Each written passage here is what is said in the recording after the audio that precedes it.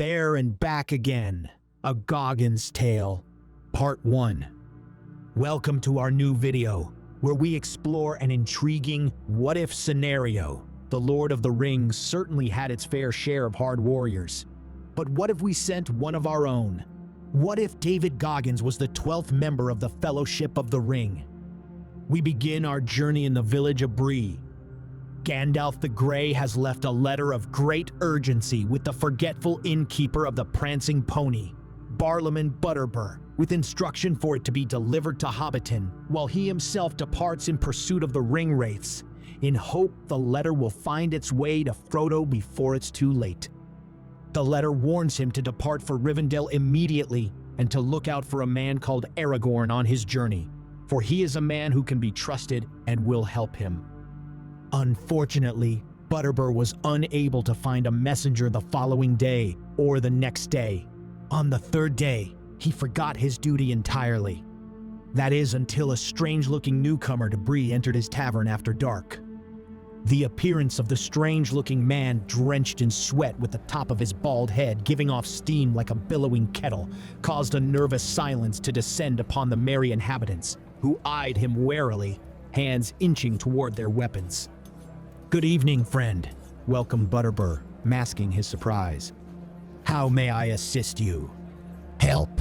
I ain't no bitch," the man snapped back, his tone direct and unyielding. Taken aback by this response, Butterbur carefully navigates the conversation. "My apologies. I meant no offense. Might I inquire who you are and whence you came?" "I'm a United States Army Ranger.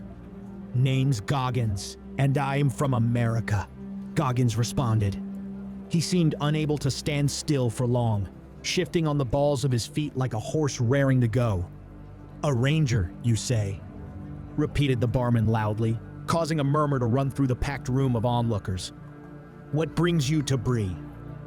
"I'm heading to Hobbiton," declared Goggins. "On what business, if I may ask?"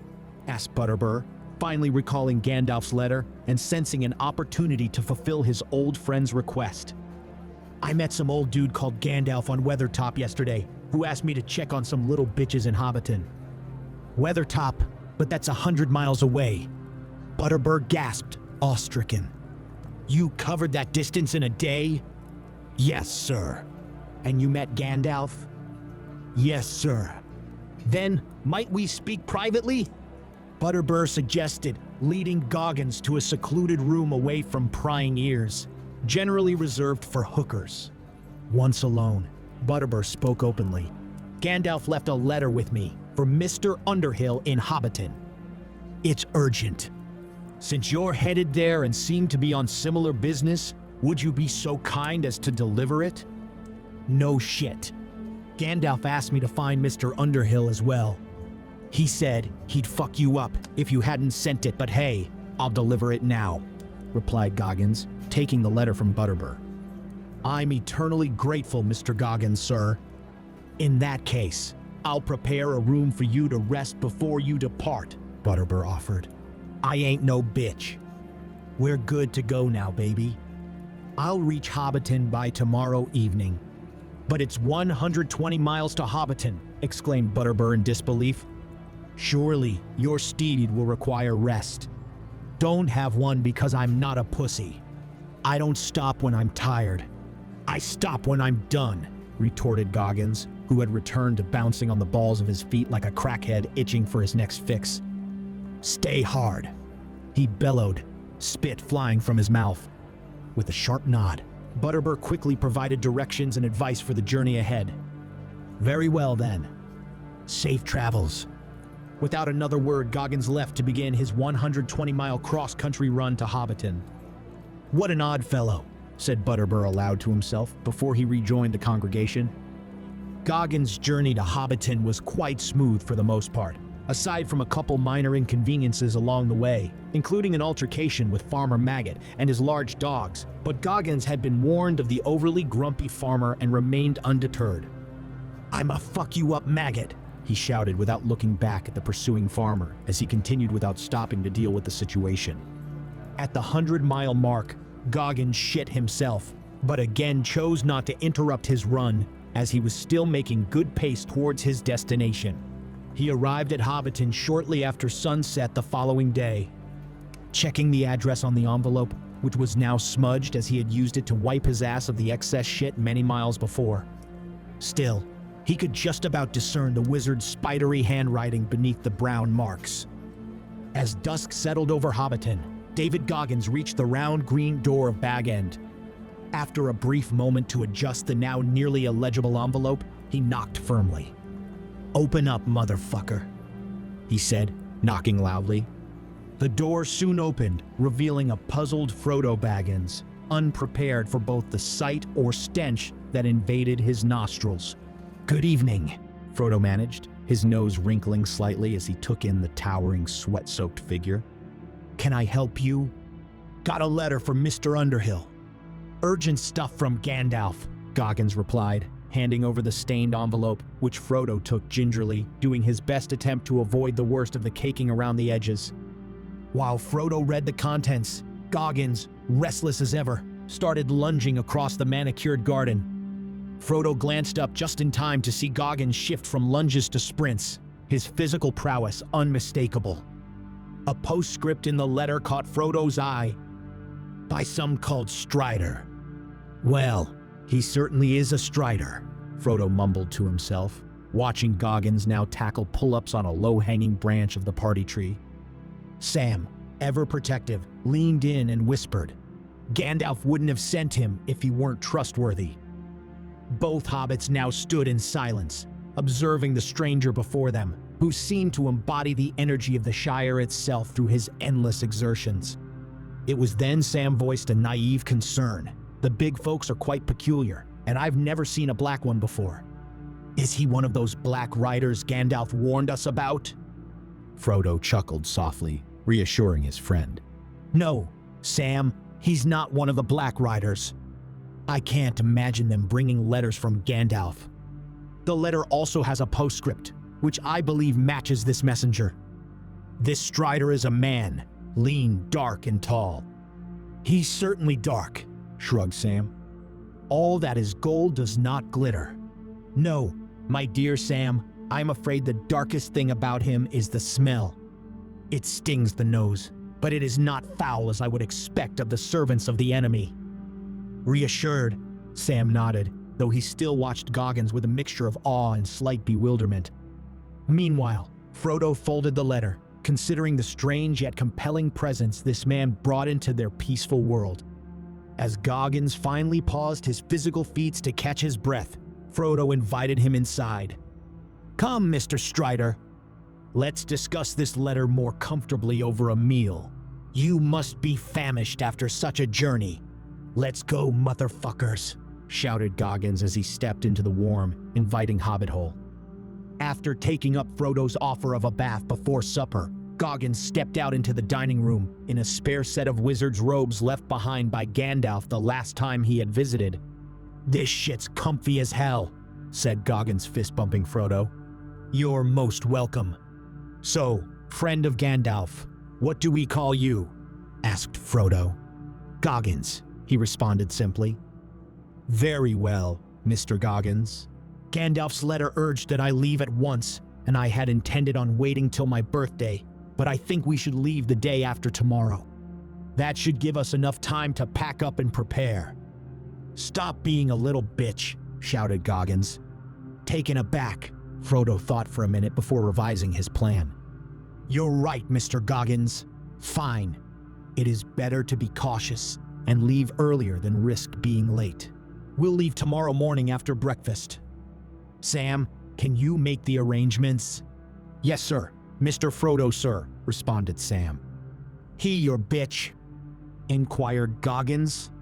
"He's my gardener," replied Frodo, politely correcting Goggins and gesturing him to the seat by the fire. "So, what did Gandalf tell you?" "Is he coming?"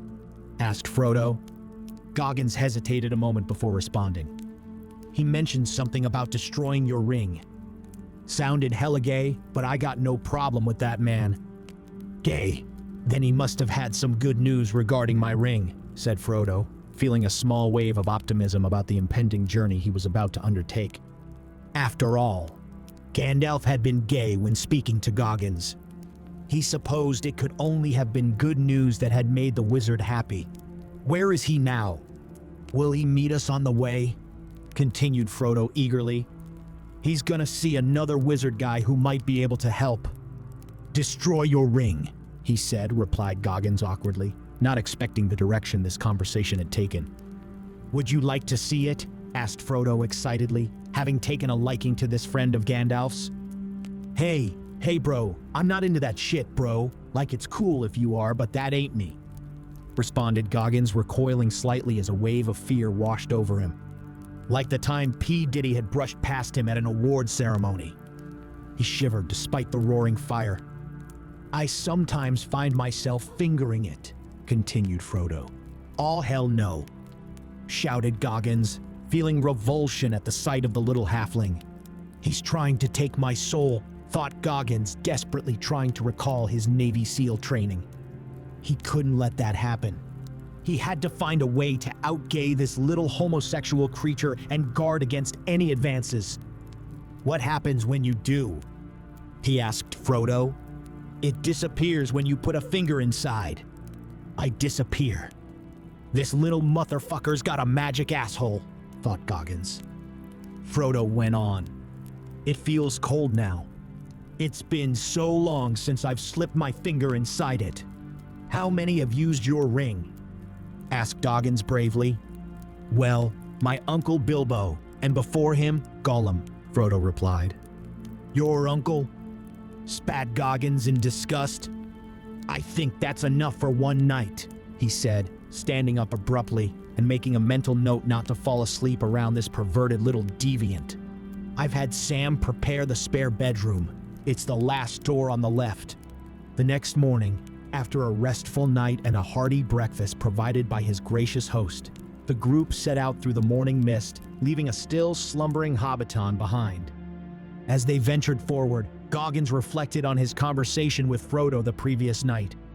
While he still didn't understand how destroying the Hobbit's overused ring would save the world, he decided he would continue with the mission he had committed to like a good soldier, no matter how hard it got. After all, it wasn't the strangest thing he'd ever heard of.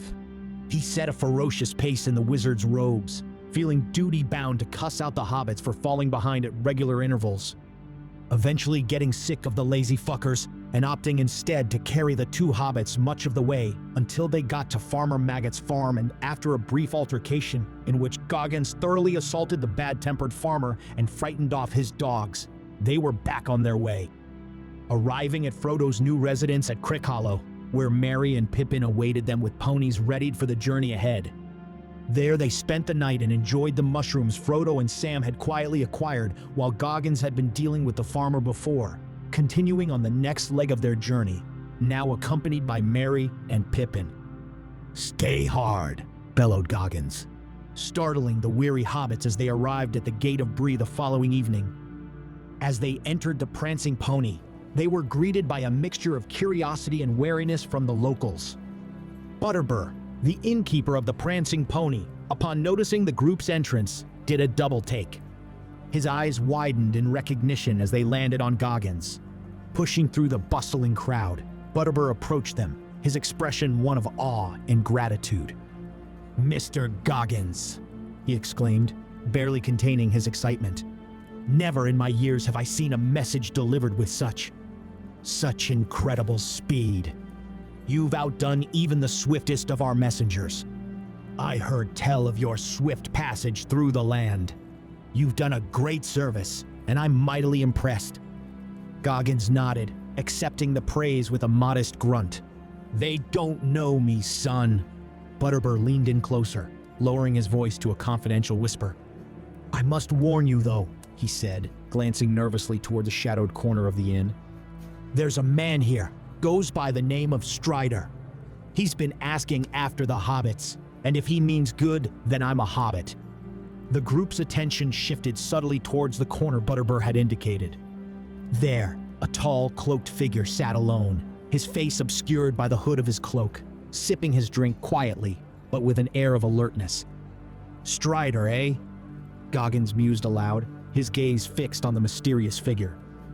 Frodo, recalling the postscript in Gandalf's letter, felt a twinge of recognition.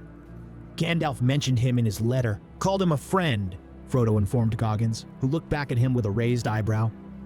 I think I'll go talk to him, Goggins said nonchalantly, making his way across to the lone figure in the corner. As Butterbur left them to attend to his other guests, the hobbits watched anxiously as Goggins approached the mysterious Strider, ready to draw weapons should the need arise.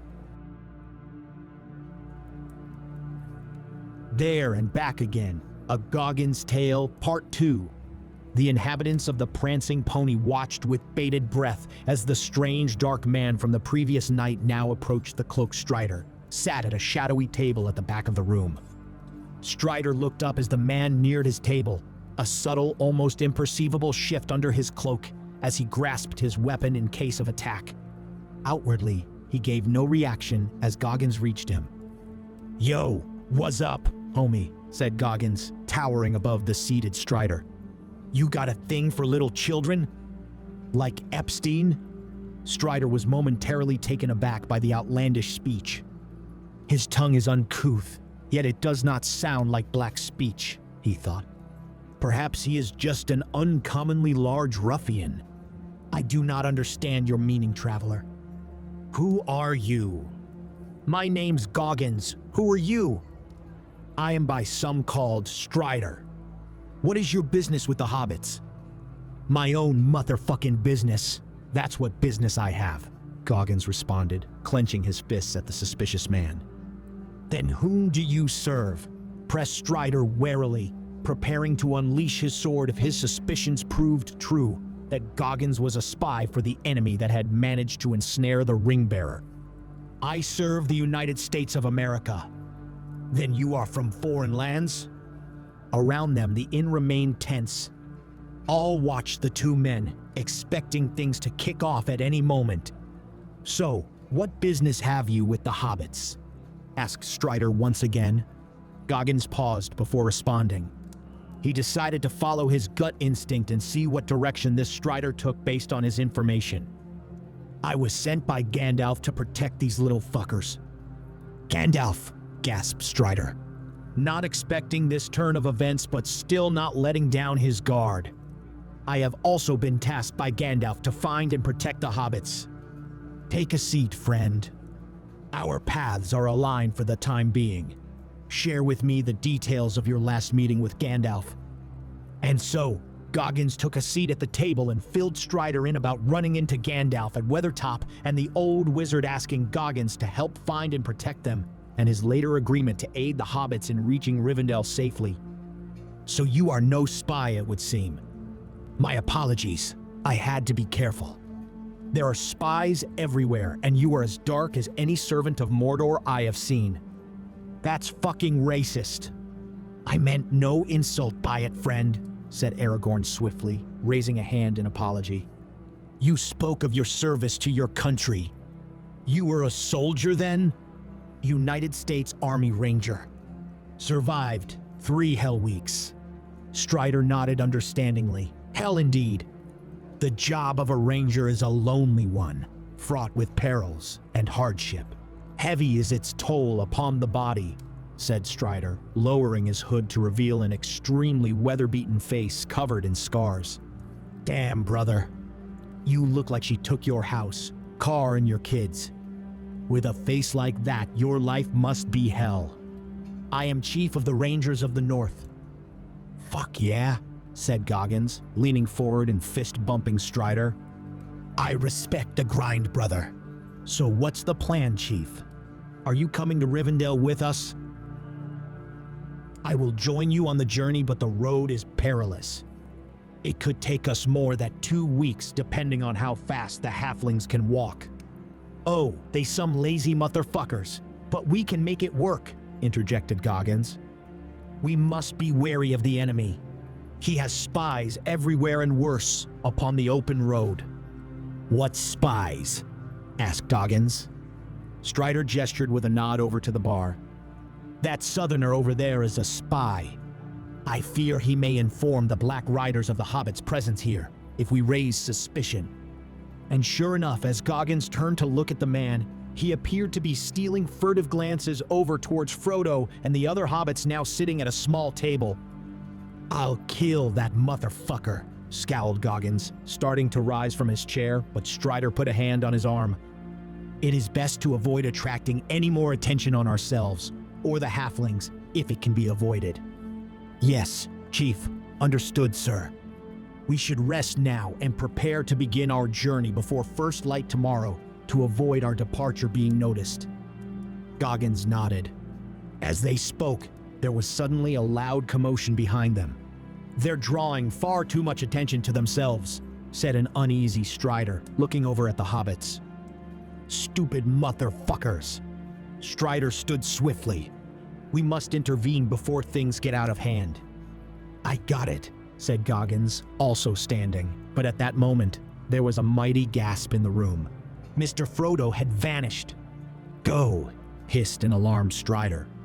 But as Goggins moved towards the center of the commotion in the room, he noticed out of the corner of his eye the squint-eyed Southerner spy moving excitedly towards the exit.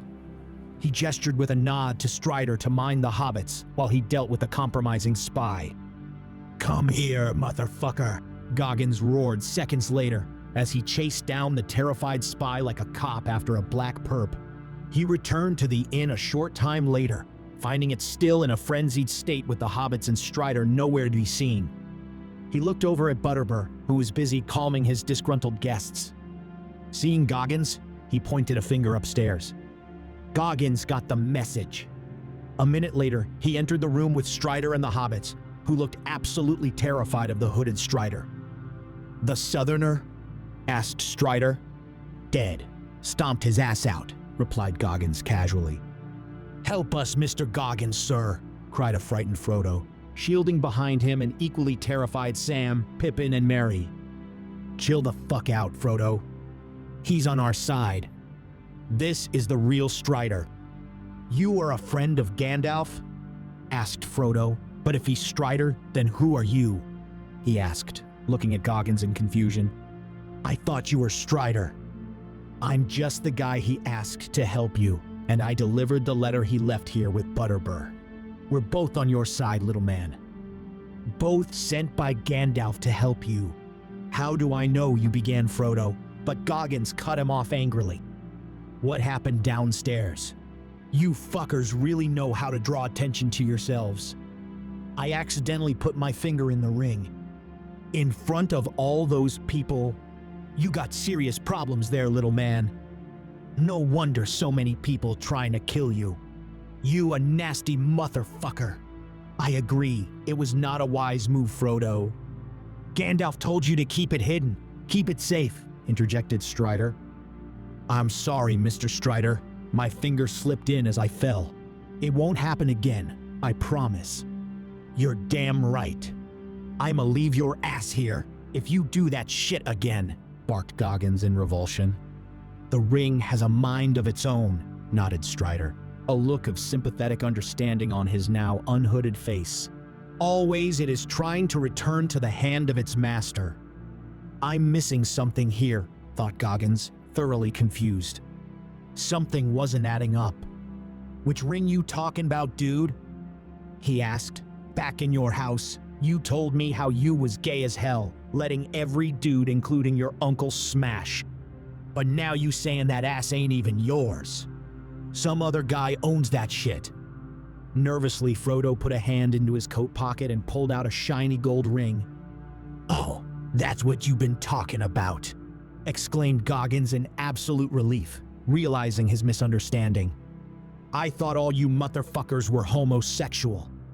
"What is that, my good Goggins, sir?" asked Frodo innocently. "It's when a man makes love to another man." "Abomination," spat Sam in disgust. "Such a thing is unheard of in the Shire," cried Frodo, on the verge of tears from the disturbing information. "It is a work of evil contrived by the enemy. Corrupting man to such extent, he rapidly mates with other men," said Strider, unmistakable fear in his voice. "If the Dark Lord has his way, I expect this abomination will spread to all corners, unchecked, penetrating every living man. Glad we cleared that one up, said Goggins innocently after a couple minutes of awkward silence as the group imagined the horrors. Mr. Strider, I will choose to trust you based on the advice of Mr. Goggins and accept your offer to accompany us on our journey to Rivendell, said Frodo, giving Strider a small smile. What would you advise me to do? Should we wait here for Gandalf or go? I would counsel we leave before first light tomorrow to avoid our departure being known of till we are far away. It's a 2-week journey at best, and we will be lucky if we can reach the other side unscathed. You can rest here in my room to avoid unfriendly eyes keeping watch on the rooms reserved for hobbits on the ground floor. Thank you, Strider, said Frodo. After what felt like only minutes since they had laid down and closed their eyes, they were being violently shaken awake by Goggins. Even Strider woke with a start, drawing his blade and jabbing the air in fright. He had fallen asleep on an uncomfortable-looking wooden chair by the window. It's 4 a.m., bitches. Time to go. He roared like a drill sergeant. After some hushed grumbling, they all got ready. The sky was still dark as they hastily consumed a quick breakfast of bread, cheese, and some dried fruits. The innkeeper, Butterbur, had kindly arranged ponies for their journey, ensuring they were well provisioned for the road ahead. Stay hard, bellowed Goggins, rallying the weary hobbits as they mounted their ponies. Strider led the way, his keen eyes scanning the horizon, ever alert for any sign of danger. The hobbits followed closely, with Goggins bringing up the rear on foot, opting against a horse, his imposing presence keeping the hobbits moving forward. We'll leave the road as soon as we're out of sight of Bree, said Strider from the front. It's too dangerous and is likely being watched. As dawn broke over Bree, the group left the main road for the more secretive path that Strider knew well. This route, although longer and more treacherous, would keep them hidden from the prying eyes of enemy spies and the Black Riders. Come on, bitches, shouted Goggins at regular intervals from the rear, ensuring the hobbits remained alert and did not slow down.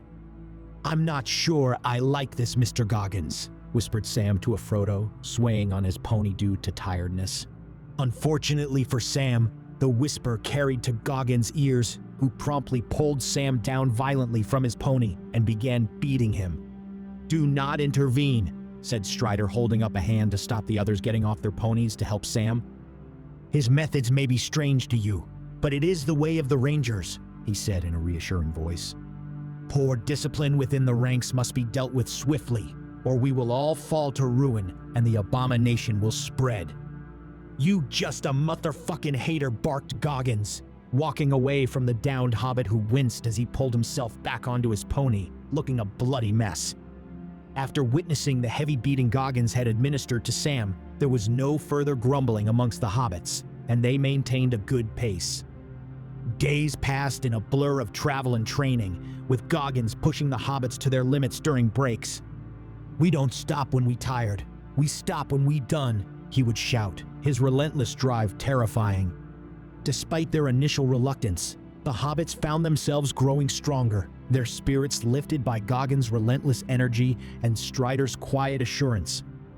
Even Strider began to weary at the uncompromising pace Goggins was forcing, even though he rode upon a steed and Goggins remained on foot. This is no mere mortal. He must be one of the Mire, reborn in Middle-earth. He thought in reverence at Goggins' inhuman capabilities and wondered how capable he'd be in battle. As the days turned into nights, their journey was marked by long silences and quiet conversations. Goggins shared stories of his past, his relentless pursuit of endurance, his tours in Afghanistan and Iraq, and battles with his own demons. The hobbits, in turn, spoke of the Shire, their simple lives, and their longing to return to the safety of their homes.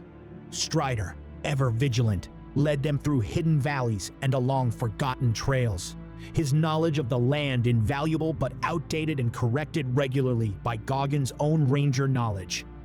He taught them how to move silently, to blend into their surroundings, and to stay alert for any sign of danger. Shut the fuck up. You hear that? That's a bitch-ass rabbit. Merry, he said, pointing a finger at the frightened hobbit. Go kill that motherfucker. He handed Merry a standard-issue carbon steel U.S. Navy SEAL combat knife and gave him a sharp nudge forward. Merry returned a short while later, proudly holding up his kill for all to see and looking very pleased with himself. "Confirmed kill," shouted Goggins. "Excellent work, soldier. Sam, get this cooked." Sam looked annoyed but followed the order without hesitation. That evening, as they gathered around a small fire, enjoying the now-cooked rabbit, Frodo spoke up. "Strider, do you really think we'll make it to Rivendell?" Strider looked at him, his expression serious but kind. "We will, Frodo. But the road is still long and fraught with danger. We must remain vigilant." "And what if we encounter the Black Riders?" Pippin asked, his voice trembling. "Then I got this Glock with me," interjected Goggins, pulling a strange mechanical-looking contraption from a concealed holster. "A couple slugs should put one of those fools to sleep." "Mighty is the weaponry of the mire," said Strider in admiration. "I stashed some more gear on Weathertop when I met Gandalf. An assault rifle, couple grenades, some body armor, and a shit ton of bullets." As the stars shone overhead, they drifted off to sleep, the weight of their mission heavy on their minds. Knowledge of the inevitable abomination, should they fail, strengthened their determination. Morning came swiftly, the first light of dawn breaking over the hills. They quickly packed up camp and set off once more. Eventually, the landscape began to change. The terrain grew rockier, and the air turned cooler as they reached closer to Weathertop. Strider guided them with unerring precision, his knowledge of the land evident as they navigated the increasingly treacherous path. By the time they reached Weathertop, the sun was beginning to set. Strider led them to a sheltered spot on the hillside, a natural fortification offering some protection from the elements and any prying eyes. "We have reached Weathertop far sooner than I expected. We'll rest here for the night," Strider announced, looking pleased but wary as he dismounted and helped the hobbits with their packs. "I need to look for any signs or messages Gandalf may have left. I will be back soon. Light no fire and stay close." "I'll be back soon too. I gotta go get my shit," said Goggins, also leaving. The sun had just dipped below the horizon, casting long shadows across the rugged landscape of Weathertop. The hobbits huddled together, their nerves on edge in the gathering darkness. Strider and Goggins had both departed, leaving the hobbits alone and vulnerable. Despite Strider's assurance, a deep sense of unease settled over them. "Do you think they'll be back soon?" asked Pippin anxiously. "I hope so," replied Sam, trying to sound braver than he felt. Although not particularly fond of Mr. Goggins, due primarily to the hefty beating he'd taken at his hands. He would still have felt safer in that place with him there. "We just need to stay together and stay quiet." As the night grew darker, a chill wind swept over Weathertop. The hobbits strained their ears, hoping to catch any sound of their returning companions. Instead, an eerie silence settled over the hill, broken only by the occasional rustle of leaves. Suddenly, a distant sound reached their ears. A faint, otherworldly wail that sent shivers down their spines.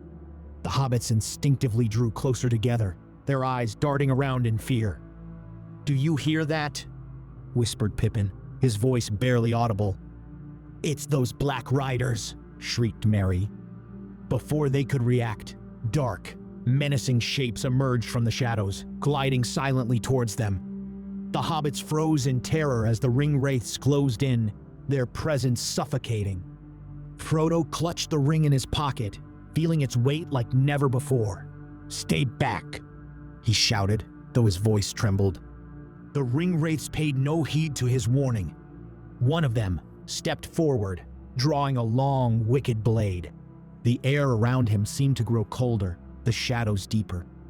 "Give us the ring," hissed the foremost wraith, his voice chilling and venomous. Just as the ring wraith raised his blade to strike, a deafening roar echoed across Weathertop. "Stay hard, motherfuckers." Goggins burst onto the scene, a whirlwind of deadly precision. He was clad in full military gear, an assault rifle slung across his chest, grenades hanging from his belt, wearing body armor and a helmet. Without hesitation, he charged at the foremost ring wraith, tackling him to the ground and plunging a knife repeatedly into the wraith's ethereal form. The wraith let out an unearthly scream, writhing under Goggins' relentless assault. The other ring wraiths turned their attention to this unexpected threat, but Goggins was already on his feet, his rifle blazing. Bullets tore through the night, striking the ring wraiths and sending them reeling. "Eat, lead motherfuckers," roared Goggins. One by one, the ring wraiths began falling back, the sheer ferocity of Goggins' attack overwhelming them. But Goggins did not relent. He lobbed a grenade into their midst, the explosion lighting up the night and scattering the ring wraiths. They fled into the shadows, their shrieks of fear and pain echoing across Weathertop. In the midst of the chaos, Frodo found himself cornered by the clearly injured wraith Goggins had mauled. It raised its blade, ready to strike. Time seemed to slow as the blade descended, but before it could reach Frodo, Goggins leapt in front of him, taking the knife in his shoulder, but managing to save the little hobbit. "I'm hit," shouted Goggins, roaring in pain and fury. He grabbed the ringwraith by the throat, forcing it to drop its knife. "Not today, motherfucker," he growled, driving his knife into the wraith's abdomen. The ringwraith screeched and disintegrated into the night like a little bitch, leaving behind only its tattered robes. Goggins, breathing heavily and clutching his wounded shoulder, turned to Frodo and the other hobbits. "You okay, little man?" Frodo, shaken but unharmed, nodded. "Thank you, Mr. Goggins. You saved my life. You saved all our lives. It ain't nothing, brother." At that moment, Strider returned, his sword drawn and his eyes wide with concern. "What happened here?" "Where was you, motherfucker?" asked Goggins. "I was scouting up ahead when I heard fighting. I came as fast as I could," replied Strider, looking slightly embarrassed. "These little bitches tried to kill the hobbits, but they weren't shit." "You're hurt," said Strider, seeing Goggins' bloody shoulder. "That ain't nothing. I ain't no bitch." Strider stooped down and picked up the wraith's blade. "This is beyond my skill to heal. We must get you to Rivendell swiftly before you pass into the Shadow Realm. You've been stabbed by a Morgul blade, my friend. Dark magic is infused in the blades of the enemy." He straightened up and surveyed the scene. "You killed a Nazgul?" he gasped, sounding shaken. "Damn straight. Took that motherfucker's soul. But your own blade survived," continued Strider in awe, looking down at the slightly smoking blade still in Goggins' hand. "Standard issue carbon steel.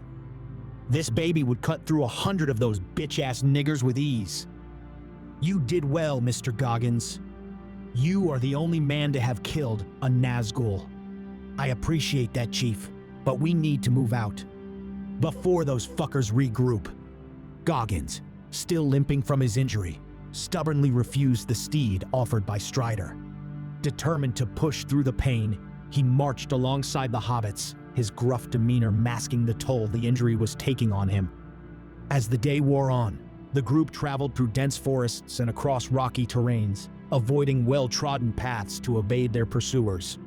The impact of Goggins' wound grew more pronounced with each passing hour, and by nightfall, it was clear that even he needed attention. "We'll stop here for the night," announced Strider, selecting a small, secluded spot in a forest clearing. The area was surrounded by thick cover, offering some measure of concealment. "Merry Pippin, gather wood for a fire. We need to tend to Mr. Goggins' wound." "Sit down, Mr. Goggins," said Strider, gesturing to a flat rock near the fire. "Let me take a look at that shoulder." As Strider tended to his wound, Goggins began to fade in and out of consciousness. "You must resist the pull of the Nazgul's poison," urged Strider. "It feels like that hooker back on duty who tried to suck out my soul in Afghanistan."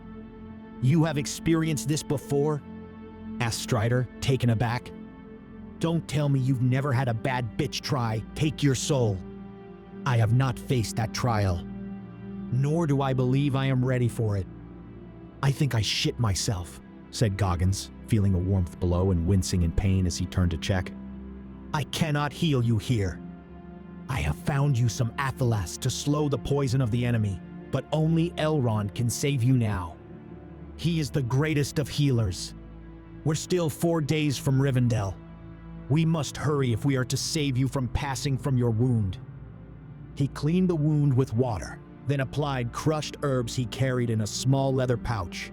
"This will help with the pain and keep the infection at bay." "That shit smells hella good," said Goggins, smelling the wholesome aroma of the athelas. Goggins watched in silence as Strider worked, his jaw clenched against the discomfort. The hobbits, having finished their task, gathered around the fire, their faces illuminated by its soft glow. "Is Mr. Goggins going to be all right?" asked Frodo in concern. "He'll be fine," assured Strider, wrapping a clean bandage around the wound. "But we must get him to Rivendell quickly." As the company pressed onward towards Rivendell, Goggins' wound continued to take its toll. He fought through the pain with his usual grit and determination, refusing to let it slow him down. Strider led the way, ever vigilant, while the hobbits struggled to keep pace. By the time they reached the borders of Rivendell, the hobbits were exhausted and Goggins was delirious. The familiar sense of dread loomed over them as they neared the ford of Bruinen. Just as they were about to cross the ford, the eerie screeches of the Black Riders echoed through the air. The Ringwraith, relentless in their pursuit, had caught up to them. Strider drew his sword. "They're here," shouted Strider, his voice tense. "Stay close, and whatever happens, keep moving towards Rivendell." The hobbits huddled together in fear, their eyes darting to Goggins for help. Despite his injury, Goggins readied his assault rifle. "Stay hard, little bitches," he growled. "We ain't done yet." The Ringwraiths appeared from the shadows, their dark forms riding menacingly on their black horses. Their presence seemed to drain the warmth from the surroundings, casting fear over the group. Goggins moved forward on his steed, his rifle at the ready. "Spooky-ass bitches, come get some," he yelled, opening fire. The burst of gunfire shattered the night, bullets ripping through the air and striking the horses. The steeds screamed in pain, collapsing under the assault.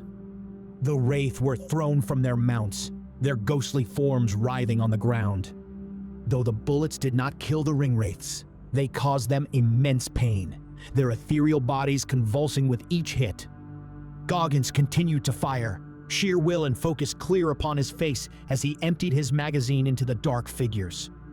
"Run across the ford," shouted Strider, pushing the hobbits forward. "Now!" As Goggins finished firing his last rounds at the approaching Black Riders, he saw a powerful wave rising from the Bruinen River, forming a mighty flood which came crashing down upon the Ringwraiths. As the adrenaline ebbed away, his vision blurred. Goggins' grip on his assault rifle slackened, and he slumped forward, slipping from his horse. He fell to the ground, unconscious, his body finally succumbing to the cumulative toll of his injuries and exertion. There and back again. A Goggins Tale. Part 3, in the Valley of Rivendell. Goggins awoke in a soft bed to the warm glow of sunlight filtering through the ornate windows of the room. The air was fresh, and the soothing sound of distant waterfalls filled his ears. He blinked, trying to shake off the remnants of sleep. As his vision cleared, he saw Gandalf sitting beside his bed, a look of relief upon his face. "Good morning, David," Gandalf greeted him warmly, his eyes twinkling. "It's good to see you awake finally." Goggins tried to sit up, wincing slightly as a dull ache brought back memories of his recent mission. "What the fuck? Where am I?" he asked, his voice raspy. "You are in Rivendell, in the House of Elrond," Gandalf replied calmly. "You've been through quite an ordeal, my friend. But rest assured, you are safe now." Goggins looked around, taking in his surroundings. The room was beautifully adorned, with intricate tapestries and elegant furniture. It was a stark contrast to the harsh environments he was accustomed to. Gandalf leaned forward, his expression growing serious. "I must thank you, David. You saved the hobbits and took a Morgul blade meant for Frodo. Elrond himself tended to your wound. The poison of the Nazgul is not easily healed, but thanks to Elrond's skill and your remarkable resilience, you have been given a second chance. Who's that? He a doctor? Elrond is Lord of Rivendell and the greatest healer in Middle-earth. It is no small feat to recover from such a wound, and without his help, you would soon have passed into the Shadow Realm. Goggins flexed his shoulder, surprised at the lack of pain. My stabbing arm feels good as new, he remarked, admiration for Elrond's healing abilities evident in his tone. We could have used a guy like that in Afghanistan and Iraq, said Goggins, recalling his injured brothers on duty with him on his tours. Man, I got some knee problems he can help with too. Later, responded Gandalf. First, we must ready you for the great feast that is to be held in your honor. In my honor? Asked Goggins, taken aback. Yes, David. Your deeds already set you amongst the greats. While you were resting, I probed you deeply. You motherfucker. What do you mean you probed me? Cut in Goggins, eyes wide in disgust. Your mind, David. I looked at your memories, corrected Gandalf. Bro, that's fucked up. You can't invade another man's privacy like that. That's some NSA shit right there.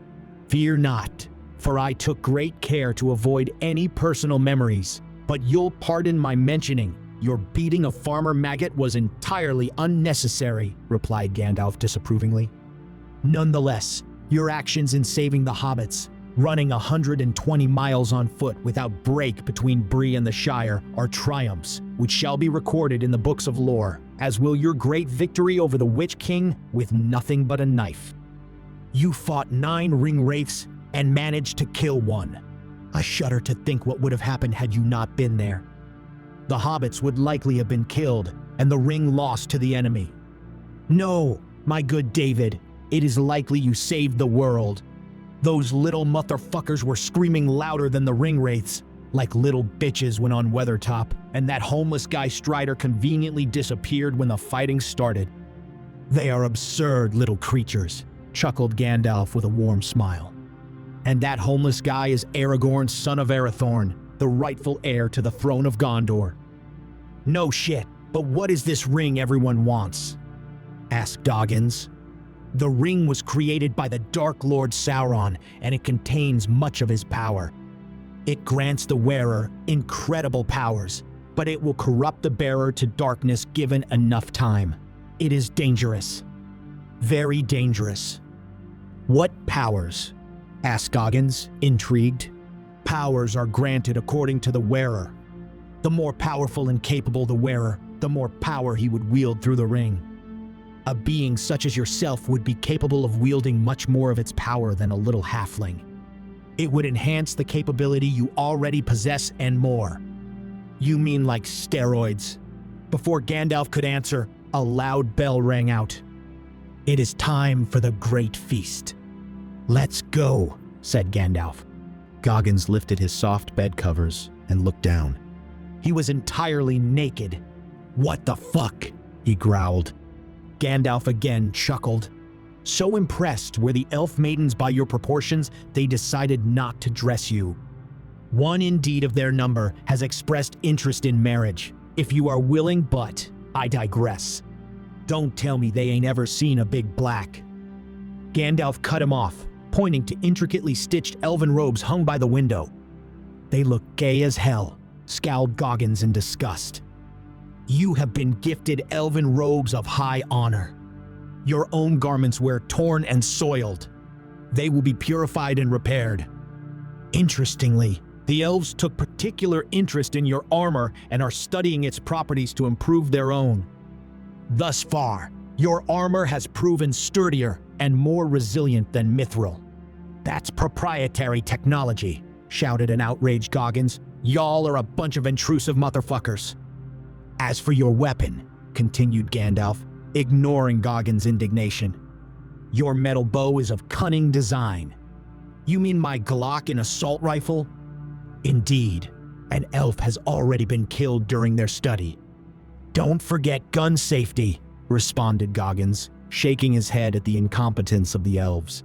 Indeed, after that mishap, Lord Elrond ordered a cessation of all further study.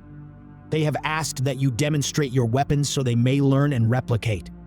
1,000 elves, thus armed, could perhaps even storm Mordor. Elves with guns, laughed Goggins.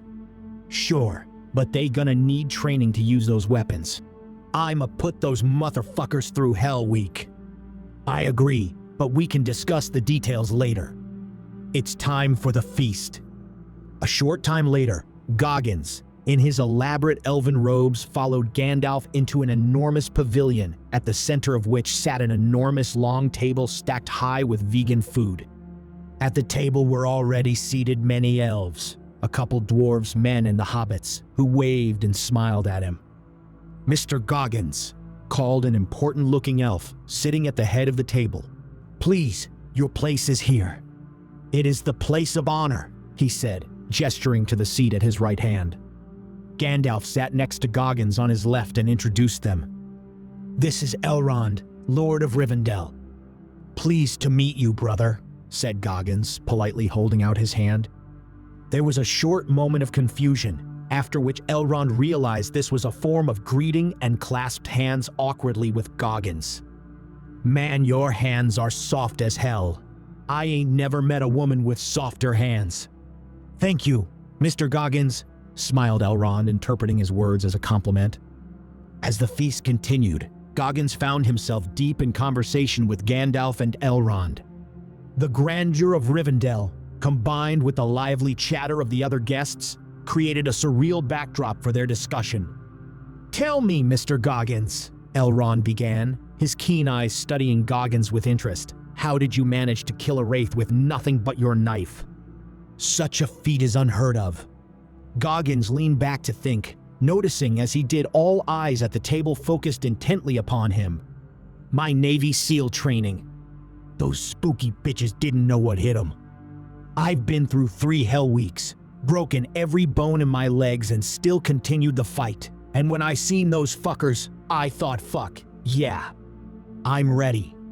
So I tackled that motherfucker to the ground and went to work. He screamed like a little bitch. Elrond nodded thoughtfully. Your methods are impressive. Your resilience and skills are unlike anything we've seen.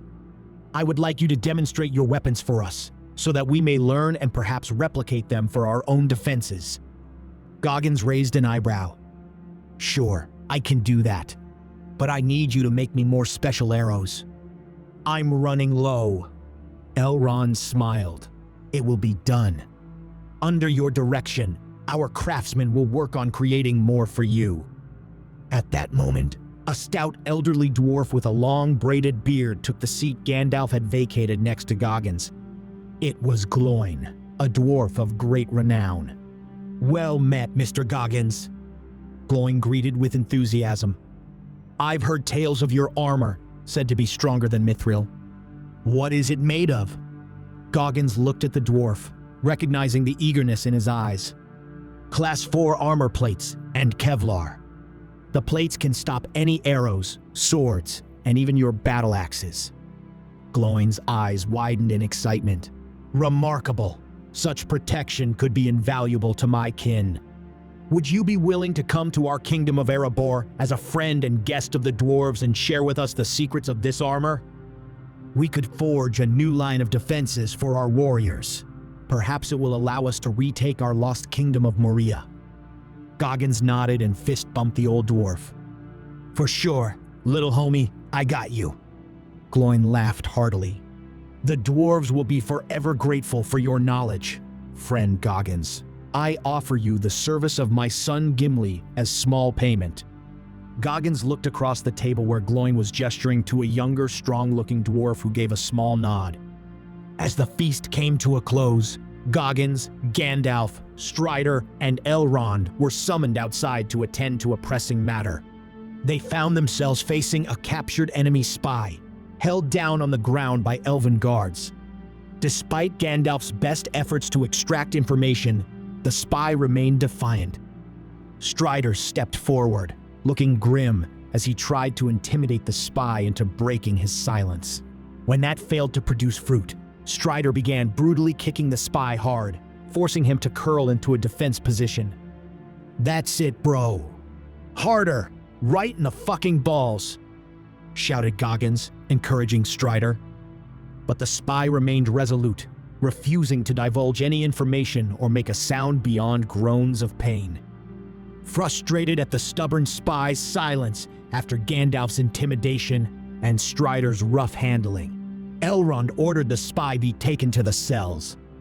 "Wait, I got this," interrupted Goggins, stepping forward, offering to take a shot at interrogating the spy.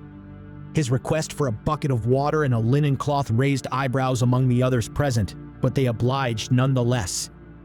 "We call this waterboarding," Goggins told the smirking spy. Within minutes of his enhanced interrogation, the spy broke, spilling the secrets of Saruman's treachery. He revealed the Dark Wizard's plan to unleash an enormous army upon Rohan, with the king already under his spell. The revelation left those present in shock and dismay. "Of Saruman's treachery, Elrond and I were already aware," said Gandalf gravely, "but the news of another army is most worrisome." "Indeed," responded Elrond, "this will have to be explored in greater detail at the Great Council tomorrow. In the meantime, I thank you again, Mr. Goggins. You have proven yourself once again most capable, and I would have you present at tomorrow's council. Your help will be crucial in the war to come." As the others left and the spy was led away to a cell, Strider approached. "Good job, brother," he greeted the ranger encouragingly. Strider placed a hand upon Goggins' shoulder and inclined his head in sign of respect. "It is I who is in awe at your skill, brother. It is now clear to me which of us is the greater ranger. If I come into my own, then I would make you Prince of Ithilien, a commander of the armies of Gondor and a lord of men." "Shit, Lord Goggins, that's got a nice ring to it," he thought before recalling his earlier conversation with Gandalf, where the old wizard had mentioned Strider was not his name, and nor was he merely a ranger. "Strider, that your code name?" asked Goggins, appreciating the sentiment. "Some in Bree call me Strider, but my true name is Aragorn." "Well, Aragorn, brother, stay hard when you in power. Your words carry great meaning." Early the following morning, as the sun bathed the valley of Rivendell in its golden warmth, the Council of Elrond gathered, tension heavy in the air.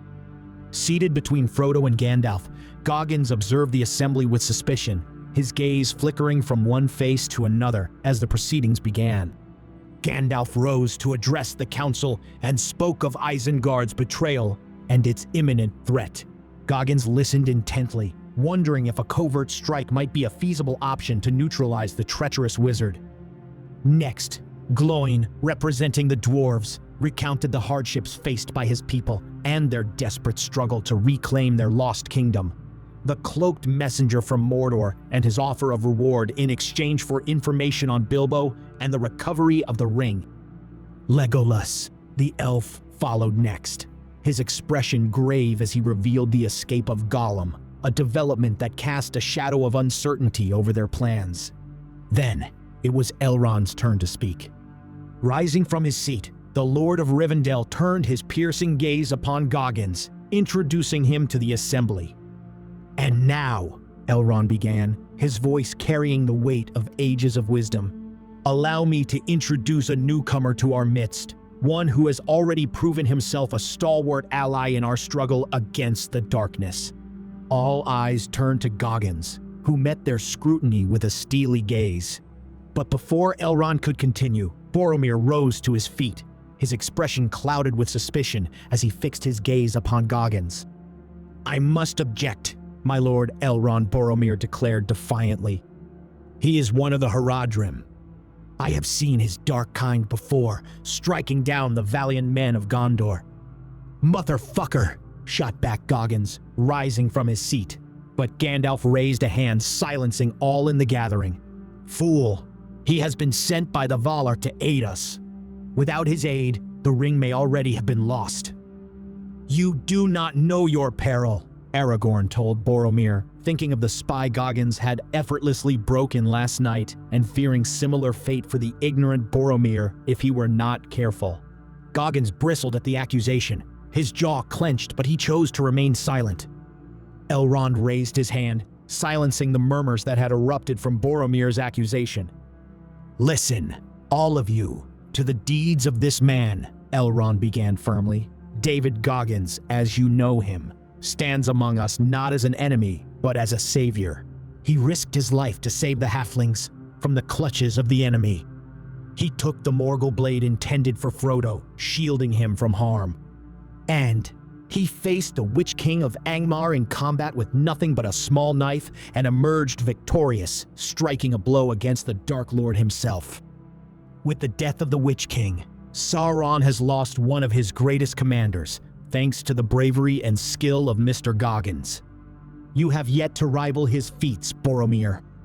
As Elrond spoke, those within the gathering looked upon Goggins with growing respect and admiration. "And let us not forget," Elrond continued, "the armor and weapons of Goggins, forged in some mighty unknown place. His armor, comprised of Class 4 plates and Kevlar, is sturdier than mithril and capable of withstanding the deadliest of blows. His weapons, the metal bow, are of cunning design, capable of striking down foes from a distance with deadly accuracy. There is much we can gain from our honored guest." The council members listened attentively, some nodding hungrily at the description of Goggins' formidable arsenal. But now, Elrond's tone grew once again grim. "We face a greater peril than ever before. The ring, forged by the Dark Lord in the fires of Mount Doom, has resurfaced, and with it, the shadow of Mordor looms over Middle-earth once more. Sauron seeks to reclaim his lost prize and unleash untold darkness and suffering upon our world." He paused, allowing his words to sink in before continuing. "Our only hope lies in destroying the ring. No longer can we keep the thing hidden or sail west, leaving behind the troubles of Middle-earth, for surely the darkness would spread to every corner. But the ring cannot be destroyed by any means which we have here," said one of the elf lords. "No, it must be taken deep into Mordor and cast back into the fiery chasm from whence it came. One of you must do this." Elrond's words hung heavy in the air as the council exchanged glances. "One does not simply walk into Mordor. Its black gates are guarded by more than just orcs. There is evil there that does not sleep. The Great Eye is ever watchful. It is a barren wasteland, riddled with fire, ash, and dust. The very air you breathe is a poisonous fume.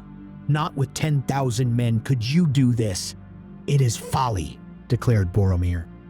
At this, the elf Legolas arose emphatically. "Have you heard nothing Lord Elrond has said? The ring must be destroyed," he announced loudly to the gathering. To this Gimli, the dwarf stood in outrage, challenging the elf, "And I suppose you think you're the one to do it." But Goggins raised a hand at the angry dwarf. "Sit your punk ass down, Gimli." "Yes, my lord," said the dwarf, nodding apologetically as he resumed his seat. This intervention was sufficient to quell a full-scale argument from breaking out. Discussion remained fierce between the elves Boromir and Gandalf. Goggins heard a small voice next to him. He turned to see Frodo, bravely accepting the quest. "Speak up, little man. Say that shit with your chest," he encouraged. "I will take it," shouted Frodo, finally being heard over the angry voices. "I will take the ring to Mordor, though I do not know the way." There was a collective intake of breath, followed by a pause, and then one by one Gandalf, Aragorn, Gimli, and Legolas pledged to go with Frodo, along with Sam, Merry, and Pippin. Frodo then turned to Goggins. "Please, Mr. Goggins, sir, it would comfort me greatly if you came with us." Goggins nodded, accepting the invitation. "Sure, I'll carry your bitch ass to Mordor." Although none said it aloud, all within the company felt a great relief that Goggins was coming with them. At this, Elrond stood, addressing the company. 10 companions. So be it, you shall be the Fellowship of the Ring.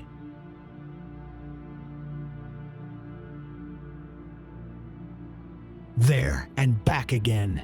A Goggins Tale, Part 4. Rivendell to Lothlorien. And so, with the members of the Fellowship appointed, preparations were underway. True to his word, Goggins assisted both the elves and dwarves with demonstrations and the technical details regarding his weaponry. The elves were captivated by the accuracy, efficiency, and range of his bows, or, as he referred to them, his firearms. And the dwarves, well, as expected, they were positively aroused at the effectiveness of his armor. His body armor was lighter than a mithril shirt, but more effective than mithril chainmail reinforced by a chestplate in protecting the wearer. The elves also took a keen interest in his military uniform, particularly his camouflage clothing. More cunningly woven and more potent in its concealment than the cloaks of Lothlorien, remarked one elf. An army clad in such garb could pass unnoticed even by elven eyes. Thus, they began immediately replicating the camouflage colors across their own armor and clothing. Gandalf had explained that due to Goggins' intervention and his swift aid in expediting the hobbits from the Shire, they had arrived in Rivendell much earlier than anticipated. Indeed, said Gandalf, were it not for your help, David, it may have taken several more months for the ring to arrive here, by which time it may well have already been too late. And because of your defeat of the Witch King, it is likely that the remaining ring wraiths have retreated, gathering back in Mordor. It'll be months before they would dare resume their pursuit, if they even dared at all, now that fear of death has returned to them. The Fellowship's departure was set for the 1st of August, far earlier than Gandalf had originally expected. Of the company, only Goggins seemed upbeat about finally starting the mission. He had spent the last 6 weeks training a unit of elves in covert warfare, accompanying Aragorn on several stealth missions that turned into raiding parties attacking strategic targets and enemy supply trains. Goggins took this opportunity to reveal his last surprise, hidden in his duffel bag, his Barrett 50 caliber rifle. With it, he took out a couple of trolls and an important-looking Uruk from a distance of over a mile away. The elves once again marveled at the capabilities of Goggins' weaponry.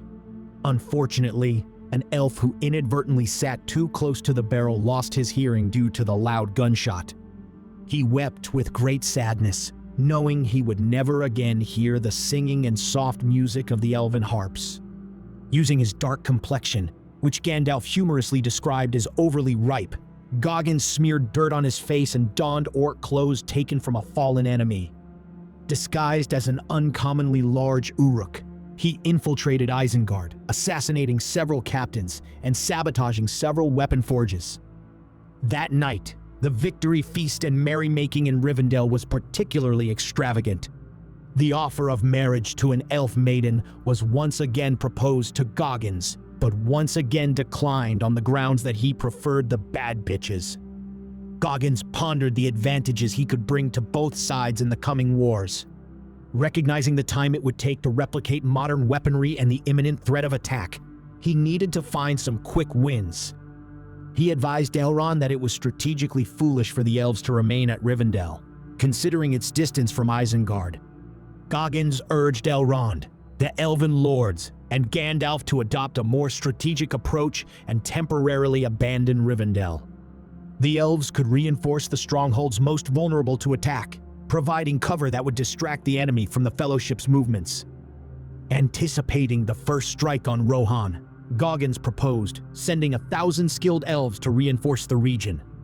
They might even seize an opportunity to strike Isengard before Saruman's forces reached full strength.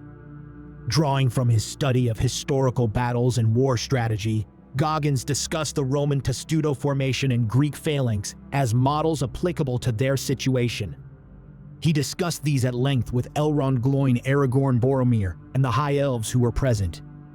"These are bold formations," said Aragorn, observing the rough sketches Goggins had made to illustrate these concepts. "This is gonna be a badass army," encouraged Goggins.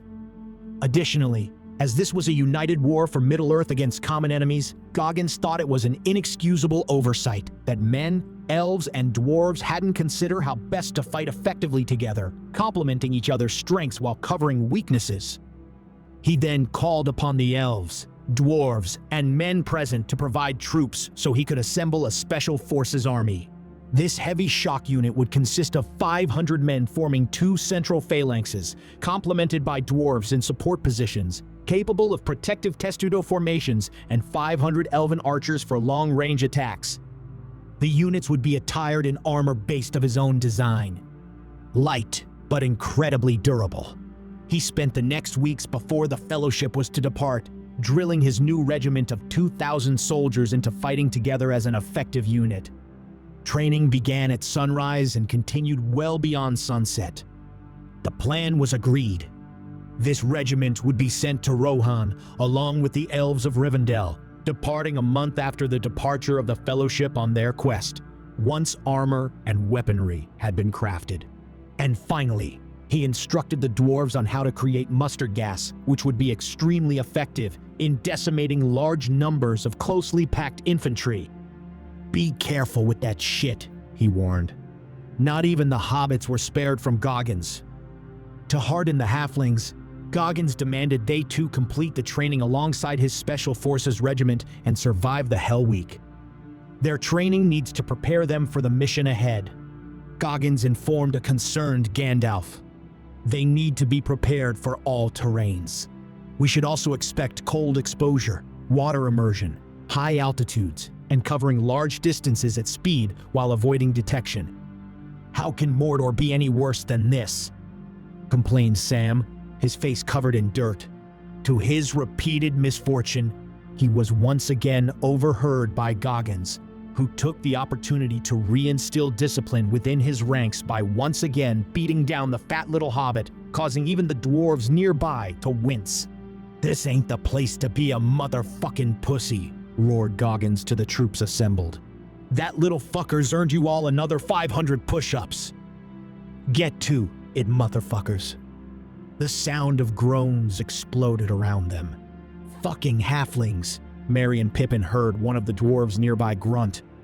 "What about the hobbits' gear?" asked Aragorn later that evening.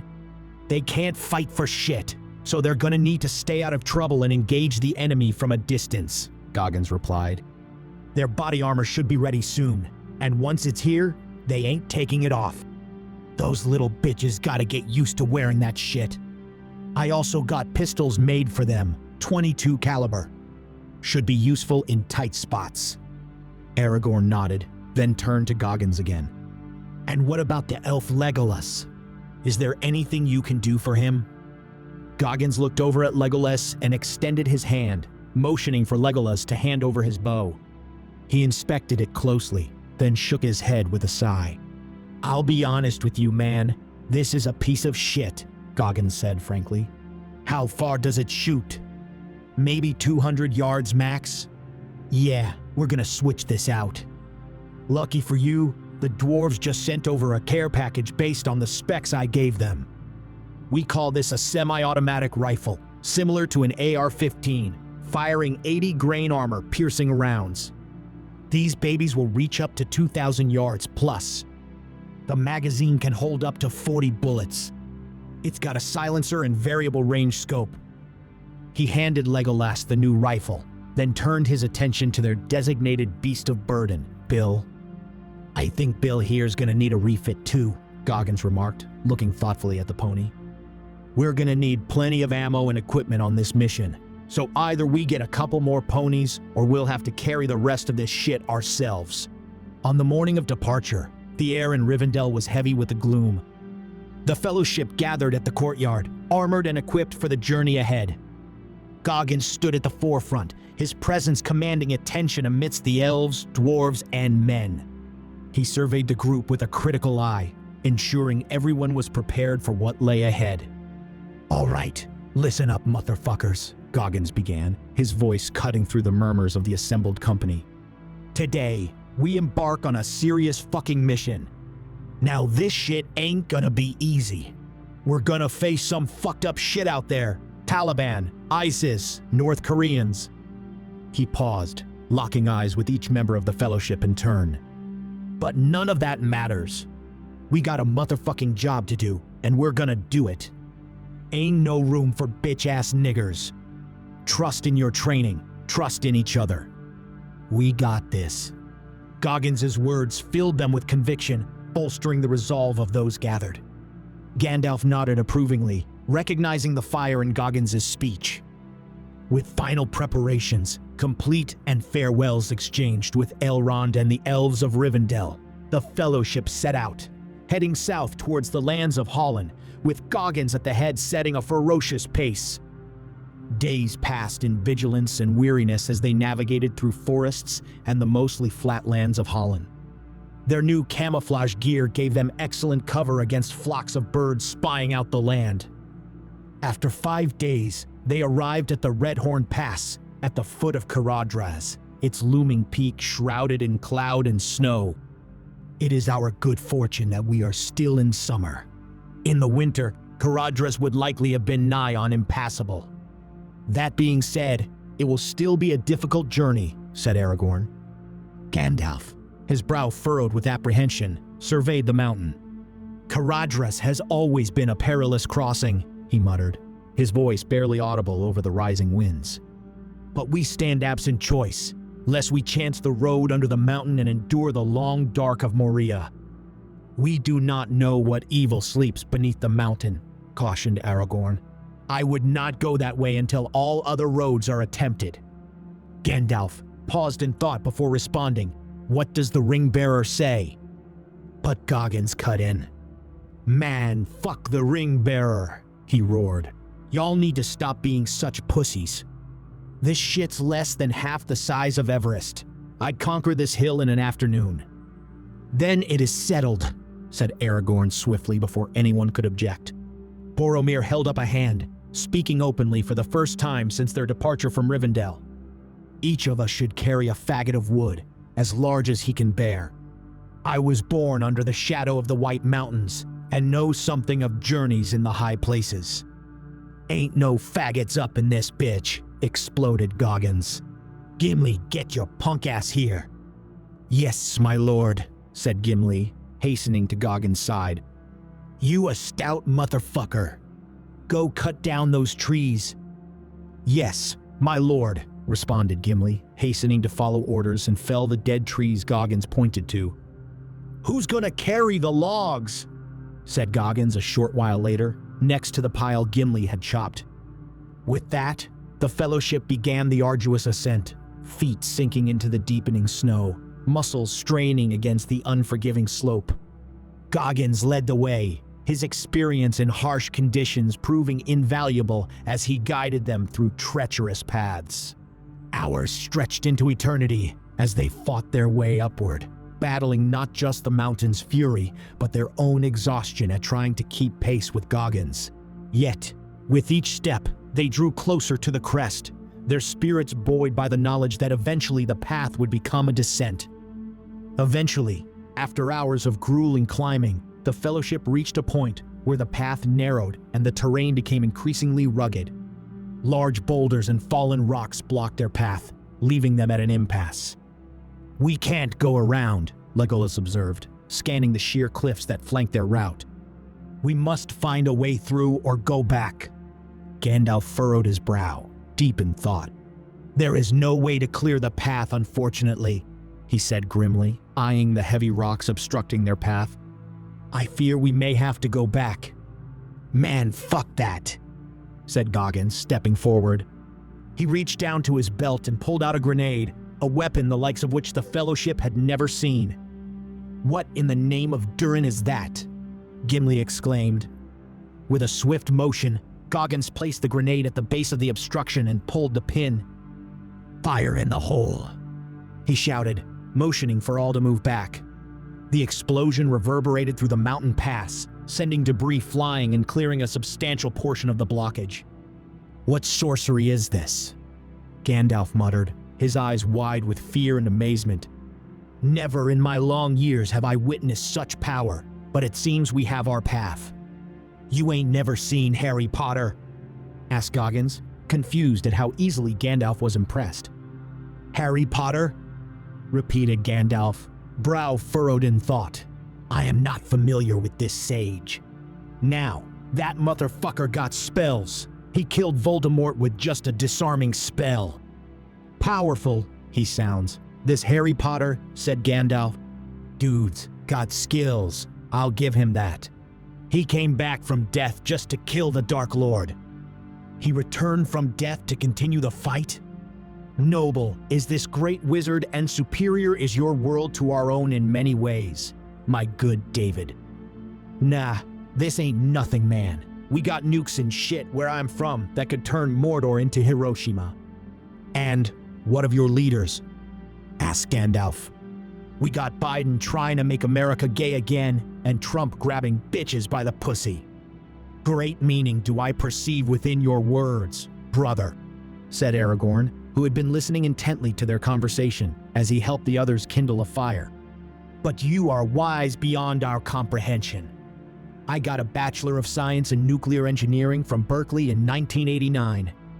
Then you are over 1,000 years old? Gasped Aragorn in wide-eyed reverence. It was the year 3018 of the Third Age in Middle-earth.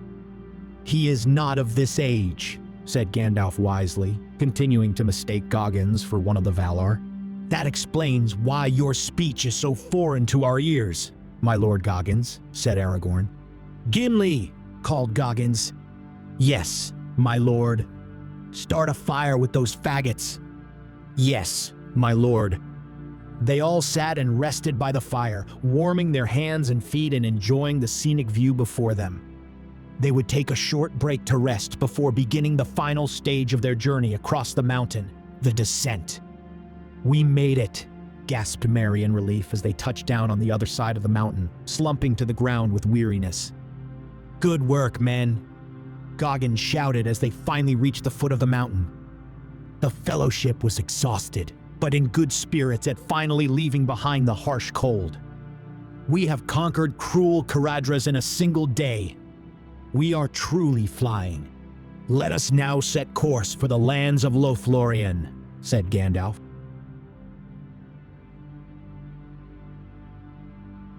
There and back again. A Goggins Tale, Part 5, Lothlorien. The passing of the mountain had been a challenging endeavor, but finally, the Fellowship had arrived at the borders of Lothlorien. Goggins' training of the company, especially the halflings and their new equipment, had enabled them to make the crossing in a single day. Already, the halflings appeared a good deal hardier than they had since they'd left Hobbiton.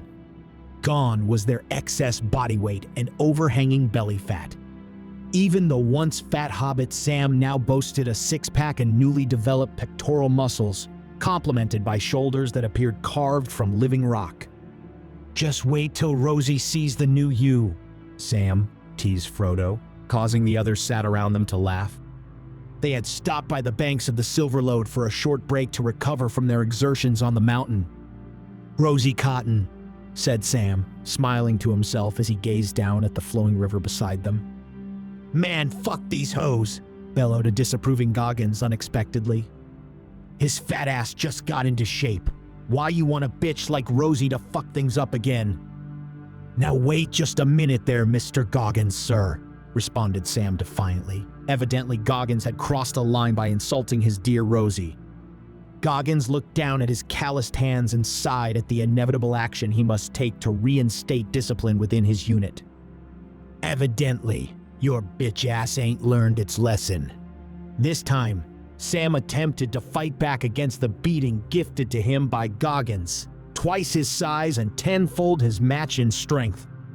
Oh, your punk ass is getting strong now, laughed Goggins, almost admiring the fat hobbit's progress as he set about him for a third time since Hobbiton.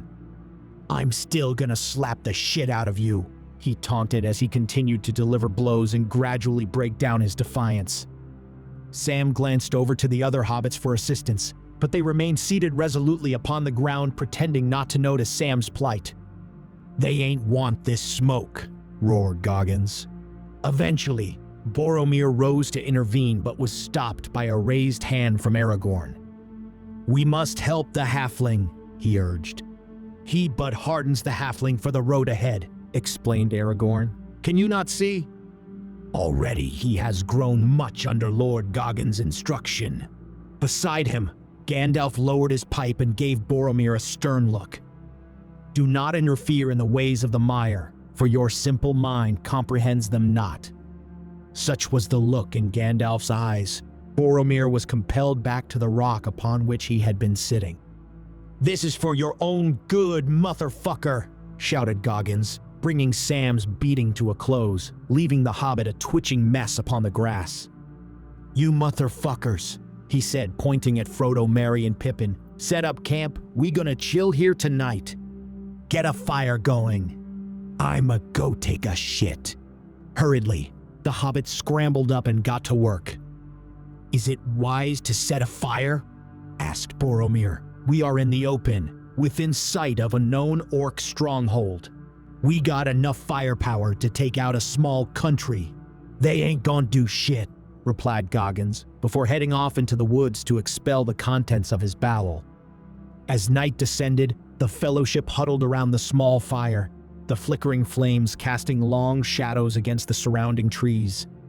The soothing sounds of the Silverlode and the distant chirping of nocturnal creatures provided a deceptive calm. Suddenly, Goggins' keen ears picked up a sound, a distant but unmistakable growl followed by the guttural murmurs of orc voices. "All right, you little motherfuckers," hissed Goggins to the hobbits. "You're up. It's time for you to get your first taste of blood.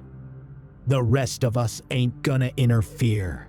Frodo, Sam, and Merry immediately sprang into action, their recent training kicking in. They moved swiftly and silently, taking up strategic vantage positions around the camp, ensuring they could cut off any escape routes when the fighting began. "Pippin, you're on support duty. Lob this stun grenade at the enemy. Then hit him with a flare, so the team can see what they're dealing with." Pippin nodded, eager to prove himself. He clutched the stun grenade tightly, waiting for Goggins' signal. The sounds grew louder, the orcs and wolves closing in, their dark shapes barely visible in the night. "Now, motherfucker!" Pippin lobbed the stun grenade toward the approaching enemy. A loud bang echoed through the valley, followed by disoriented growls and shouts from the orcs. He then quickly lit and tossed the flare, casting a bright, harsh light across the scene, illuminating the startled orcs and wolves. Frodo, Sam, and Merry fired from their positions, their bullets finding their marks with precision. The orcs, blinded and confused by the sudden light, were easy targets. The hobbits' relentless training paid off as they worked in unison, cutting down the enemy with surprising efficiency. Within minutes, the fighting was over. The orcs and wolves lay dead, scattered across the ground. Goggins and the remaining company watched, mightily impressed as the hobbits emerged from their positions, breathless but victorious. "This is why you do not interfere in the affairs of a mire," Gandalf snarled at Boromir, clear disdain upon his face.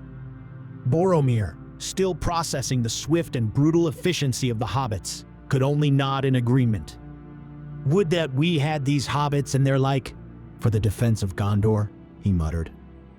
Goggins approached the hobbits, a rare smile of approval on his face. "Well done, little bitches. You've proven yourselves tonight. Remember this feeling. It's just the beginning. When this is all over, you four are gonna be some savage motherfuckers." The fellowship resumed their rest around the fire, the hobbits feeling a new sense of pride, while the others felt a newfound respect for their capabilities and fearlessness.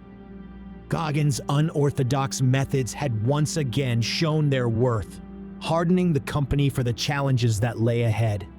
The fire crackled softly as they exchanged stories. "Mr. Goggins, sir, I have a question," said Frodo. "Say that shit with your chest," Little Man encouraged Goggins. "Where do you come from?" "My people come from Africa.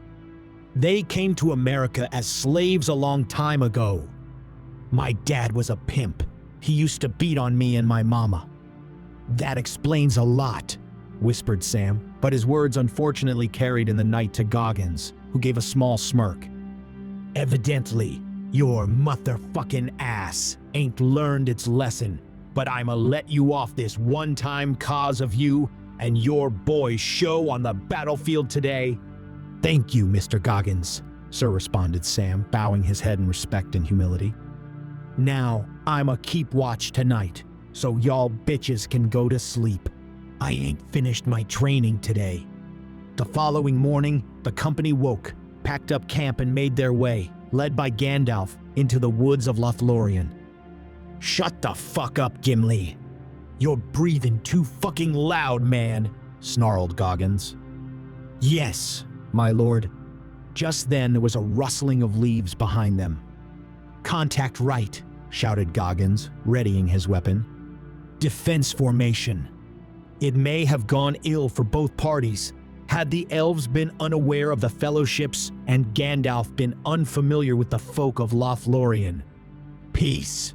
We are all elf friends," shouted Gandalf, his voice magically magnified. "We received word of your coming, Gandalf, but do not recognize some of your company, dressed as they are in such outlandish fashion and accompanied by a dwarf. I cannot give leave and allow such to cross the borders into our lands without word from the lady. This is the company that departed from Rivendell on an urgent errand that must not be delayed or hindered. The lady is aware of each of our company, I assure you, Haldir," responded Gandalf, recognizing the elf. Haldir considered for a moment before responding. "I understand. I will let all enter by exception, but the dwarf must go blindfold. No dwarf has passed these borders for hundreds of years, and I would not provide opportunity for one to spy out our lands." Gandalf did not appear pleased by the offer. "I must discuss your terms with my company," he responded before turning back and motioning for Goggins and Aragorn to join him. He relayed to them the elf's words. "What's wrong with Gimli?" asked Goggins, concerned. "He lacked clearance or some shit." "It is clear the elves do not easily let go of a grudge," Aragorn nodded. "They won't budge unless the Lady of the Woods gives her leave. Indeed, we are left with but 3 choices. Persuade Gimli to walk blindfold while we go free." "The dwarf will not take kindly to this treatment," conceded Aragorn. "His short ass will follow orders," assured Goggins. But Aragorn appeared unconvinced. "What are our other options?" "Other options are equally unappealing. We can either leave Gimli behind, undoubtedly he will find his way back to his own people in the mountains, or we can start a battle against the elves for the dignity of our friend." "We should ask Gimli. The choice should ultimately be his," advised Aragorn. And so they called Gimli over and filled him in on the situation. "Gimli, they ain't want your short ass spying out their land.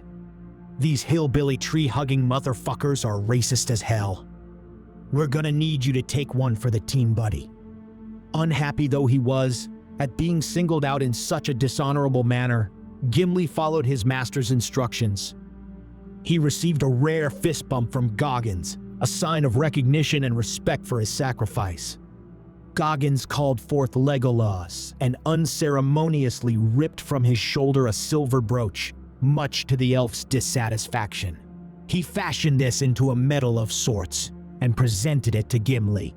"Lieutenant Gimli, step forward," he shouted. The dwarf followed instruction, and the medal was pinned to the front of his armor. Goggins then raised a hand to his brow in military salute. "What is he doing?" asked the badly beaten Sam, peering at the theatrics through heavily bruised and puffy eyes. "He is conducting a warrior ritual in the fashion of his kind, honoring Gimli for his service and valor," responded Aragorn in reverence, taking a knee. "Thank you, master," responded Gimli. "You can get medals?"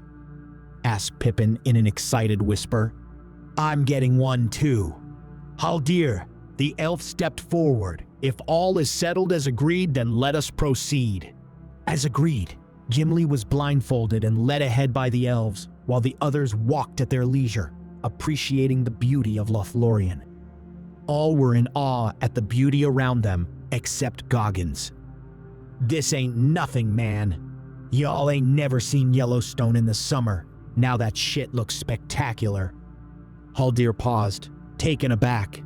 "You are unimpressed by what your eyes see?" asked Haldir. The elf looked shook. "Man, all I see is some grass and these big-ass trees." I ain't no monkey. If this was America, they'd have chopped these motherfuckers down for furniture. At this, Aragorn turned and whispered to Gandalf, "Only one who has dwelt in the blessed realm and the undying lands of the Valor would stand as such, unimpressed by the pale imitations of Middle-earth." Gandalf grunted in agreement. "Back home, we got 380-foot redwoods," continued Goggins. "What is a redwood?" asked Haldir curiously. "Trees. Your trees stand taller than ours. Indeed, they are almost as tall as Orthanc." "Yeah, they tall as hell. Y'all motherfuckers need to watch Avatar. Tell me more of your land as we walk, friend. What do you want to know? Tell me of your people." "I'm from America. The streets are full of crackheads, hookers, and homeless." "What are these crackheads and hookers of which you speak? Are they similar to my kind?" "There is difference among the elves. There are the elves of Mirkwood, the tree elves of Lothlorien, and the elves of Rivendell. As such, you people are of different kinds and places." "I suppose they are," responded Goggins thoughtfully.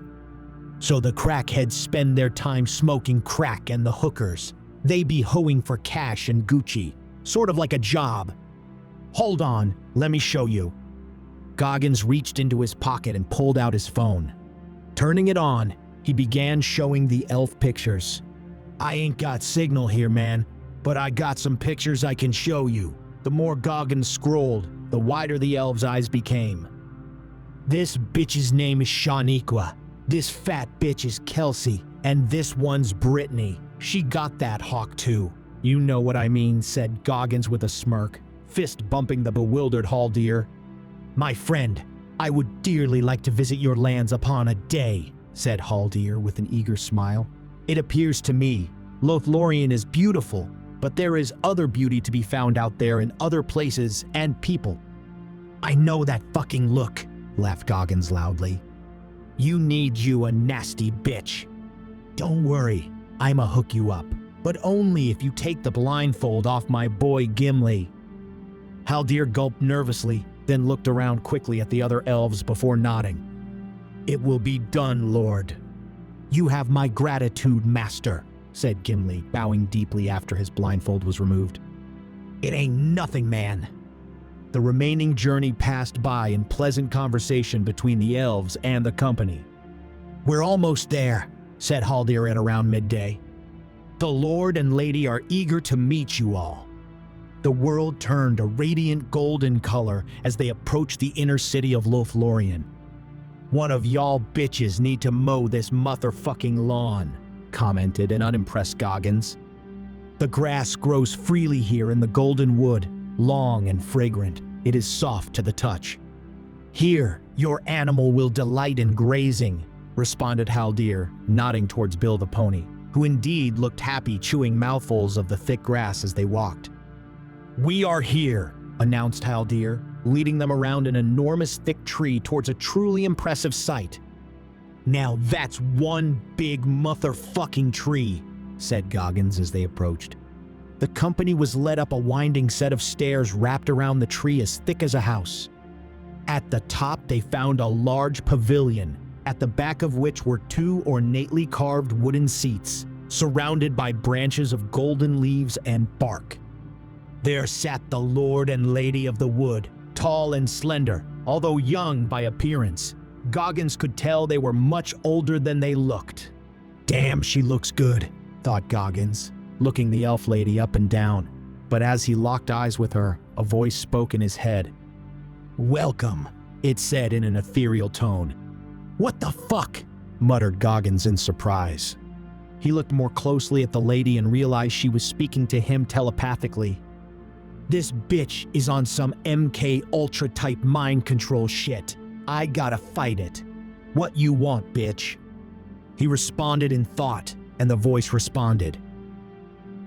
"I but seek to offer you an alternative path. Step aside, abandon the quest and receive all that your heart desires," she said. "Tell me, warrior, what is it your heart desires?" Goggins smirked. "Man, I would do things to you your man ain't never done in 1,000 years, he thought. What is it your heart desires to do to me? My heart? Nothing. I got other plans for you. 50 Shades of Lothlorien, he thought before letting his imagination run wild. Such was the vividness of his imagination. The lady faltered upon her seat, breaking eye contact for a moment. He is too powerful, she muttered, clutching her chest. Hearing this, her lord husband turned to her in concern. What is it, Galadriel? Do you once more wrestle in thought with the Dark Lord? It is nothing, she dismissed before resuming her gaze upon Goggins. Never have I heard or seen such flattery. Tell me more, warrior, she said, once again communicating telepathically. I'll scratch that 1,000-year-old itch you got, responded Goggins before resuming his explicit thoughts. We clapping cheeks tonight. At this, a visible shudder ran through the lady, at which her lord husband once again turned to her in concern. My apologies. We must postpone our welcome of you. The Lady Galadriel is greatly troubled and is in need of rest. With that, the company was led away to an enormous tent, made ready for them with beds.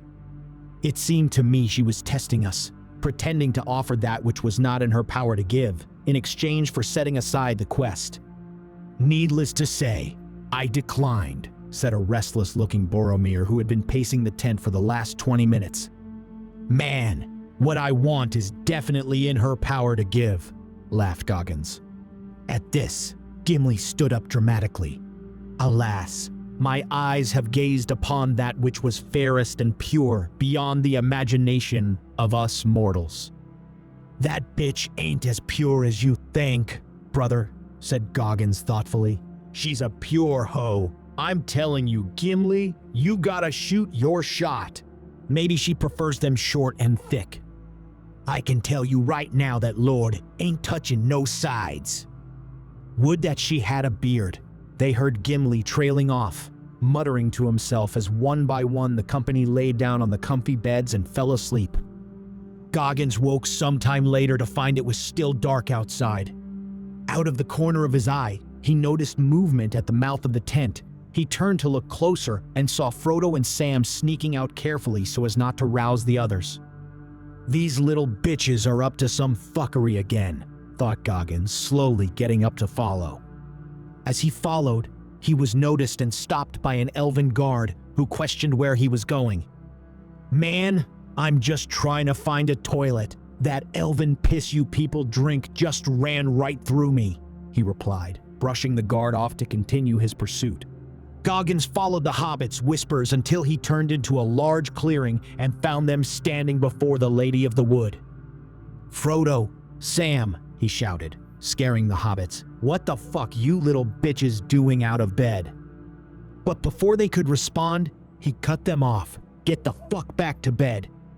Yes, Mr. Goggins, sir, they both repeated before scurrying back in fear. Once the two hobbits had left, Goggins' attention turned back to the elven lady. Damn, you look fine, girl, he began. You flatter me, my lord Goggins, responded Galadriel, looking eager but somewhat unsure of herself, as though mustering up the courage before a reckless move. I would continue our earlier discussion, if you are of a mind, she went on. This bitch is coming on to me, thought Goggins. We done talking, woman. Let's see what you've got. The following morning, the company were roused by an elf at the mouth of the tent. What was all that screaming last night? Asked Pippin, rubbing the sleep from his eyes. While you slept, the lady wrestled in thought with the Dark Lord. We found her early this morning, collapsed upon the ground, replied the elf.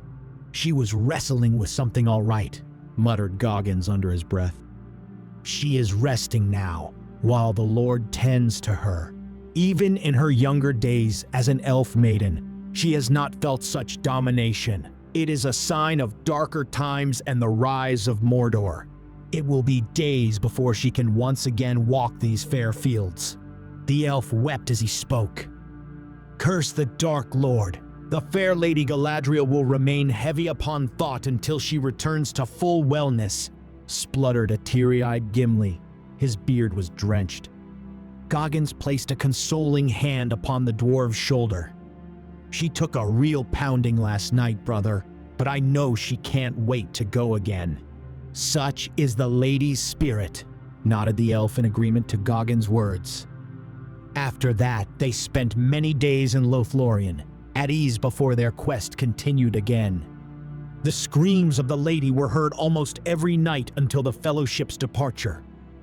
The Fellowship spent many nights debating which direction the quest should take after Lothlorien. Should they make directly for Mordor or instead go first to Gondor in aid of Boromir's people? "What do you counsel, my Lord Goggins?" asked Strider one night, turning to Goggins after the others had once again failed to come to a consensus. "The motherfucking mission is our motherfucking mission," snapped Goggins. "I say we send those little bitches with Boromir." He nodded towards the hobbits, while the rest of us complete our objective to destroy the ring. "I agree," nodded Aragorn and Gandalf in unison, much to the dismay of the hobbits. "But I would counsel we hold off on deciding until we must. The Lord and Lady have furnished our company with boats, which will carry us far down the river, giving us more time to make a final choice. What is more, the Lady takes favor upon you, David. She has agreed to send a unit of elves to strengthen the battalion you trained in Rivendell. They will be leaving shortly for Rohan." "I did what I had to do," said Goggins, giving Gimli a sly wink. "Loosened her up for you, buddy." "Good," responded Gandalf. "If all is in order, we will depart tomorrow down the Great River." The following morning, as the Fellowship prepared for departure on the banks of the river, they were met by the Lord and Lady, who had prepared for each of them a gift. When it came to Goggins' turn, the Lady stepped forward and pulled a small, bright object from her robes. "That a stun grenade?" asked Goggins. "This is the Phial of Galadriel, within which is caught starlight. I gift it to you, in the hope that it is a light for you when all other lights go out, and as a reminder of the Lady of the Golden Wood." "Would it not be better bestowed upon the ring-bearer?" asked her lord husband doubtfully. "It would not," replied the lady bluntly. Lastly, she turned to Gimli and asked the dwarf what gift he would have of her. The simple dwarf asked for a single golden hair from her head. "Why you gotta be such a fucking simp, man?" Goggins hissed in the dwarf's ear, as Galadriel unbraided a lock of her hair. "Ask to smash, man. Stop being a lil bitch." But before Gimli could alter his request, his window of opportunity closed as he received the hair. The lady turned her attention back to Goggins. "As my final gift to you, I would offer you the chance to look into my mirror, for what you see may be of benefit to you." Goggins accepted and followed the lady alone back to the clearing in which they had met on his first night in Lothlorien. They did not know if it was a trick of the wind, but those waiting for their return by the riverbank thought they could faintly hear the screams of the lady. "You screamed? Is everything okay?" asked the Lord in concern as his lady wife returned with Goggins 20 minutes later. "It was the mirror," responded Goggins quickly. "Things out of control, man, almost sucked out my soul." "I am spent," said the lady, looking dazed. She took a deep breath and steadied herself before seeing off her guests. "Farewell. My thoughts go with thee."